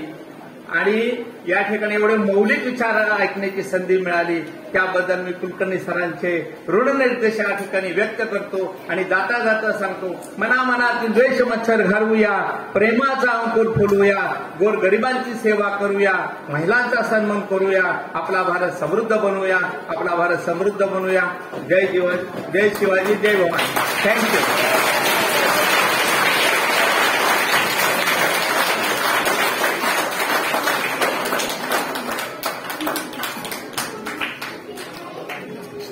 आता समारोप होत आहे, परंतु आपल्या केंद्राचे केंद्रप्रमुख सन्माननीय 1-2 मिनिटांमध्ये आपले मनोगत व्यक्त करतात. धन्यवाद. आजचा दिवस आम्हा शिक्षकांसाठी आणि विद्यार्थ्यांसाठी आणि पालकांसाठी मी सुदीन अशासाठी म्हणेन. आदरणीय व्याख्याते खूप दूरवरून म्हणजे आपल्या कामात व्यस्त असताना देखील आदरणीय डॉक्टर कुलकर्णी साहेबांच्या प्रेरणेने या ठिकाणी आमंत्रित केलेले निरगुडकर सर विशेषतः या ठिकाणी आम्हा शिक्षक विद्यार्थ्यांना अतिशय उद्बोधनपर मार्गदर्शन केल्याबद्दल मी या केंद्राच्या वतीनं या गावाच्या वतीनं अतिशय मी त्यांना आभार व्यक्त करतो. तसेच या गावचे सुपुत्र डॉक्टर कुलकर्णी यांनी देखील शिवाजी महाराजांचा एक जाजूल इतिहास काही वेळातच अगदी विद्यार्थ्यांसमोर उत्पन्न म्हणजे चांगल्या पद्धतीने या ठिकाणी आपल्याला त्यांनी मार्गदर्शित केला. त्यांचं या ठिकाणी मी आभार मानतो आणि त्यांचं या ठिकाणी धन्यवाद देतो. या ठिकाणी मी विशेष या तळे नंबर आदर्श शाळेचं या ठिकाणी कौतुक करेन. खरं म्हणजे गेल्या वर्षीपासून पीएमश्री शाळा घोषित झाल्यापासून शाळा शासनाने जे दिलेले निकष उपक्रम आणि जी काही ठरावून दिलेली काही मूल्य आहेत या सर्वांचा सरासर विचार करता या शाळेचे शाळा समितीचे अध्यक्ष आदरणीय राजेश जाधव साहेब, संपूर्ण व्यवस्थापन समिती, त्यांच्या मदतीला असणारी ग्रामपंचायत तळे आणि संपूर्ण पालक वर्ग आणि विद्यार्थी शिक्षक या शाळेतील अतिशय सगळेच कार्यक्रम दर्जा करत आहेत. हल्लीच एक 8 दिवसापूर्वी सर्व विद्यार्थी पालक आणि आमचे शिक्षक या एक सहल शैक्षणिक आयोजित केली होती विजयदुर्ग आणि या सहलीला पण जाऊन आले आणि अतिशय खूप चांगलं नियोजन केलं आहे. चांगली परसबाग केलेली आहे. क्रीडा साहित्य आलंय, वाचनालय साहित्य आलंय. शाळा आता आमची ई लर्निंग होत आहे आणि मेन म्हणजे सीसीटीव्ही कॅमेरे देखील या शाळेमध्ये या ठिकाणी कार्यान्वित केले आहे. मी सर्वांना धन्यवाद अशासाठी देतो. शाळेच्या व्यवस्थापनामध्ये पावसकर सर, त्यांचे सगळे शिक्षक आणि मुख्य म्हणजे राजेशजी जाधव साहेब यांनी व्यवस्थापन समितीचं अध्यक्षपद भूषवल्यापासून अतिशय सर्वांगीण शाळा आपल्या नजरेमध्ये येते ती पीएमश्री आदर्श शाळा तळे नंबर 1 या शाळेचा आलेख अत्यंत यशोदायी आणि नावलौकिक होण्यासाठी आपण सगळेजण प्रयत्न करत आहात. मी सर्वांना धन्यवाद देईन आणि हा कार्यक्रम यशस्वी केल्याबद्दल आयोजकांनाही मी धन्यवाद देतो. या ठिकाणी थांबतो. धन्यवाद.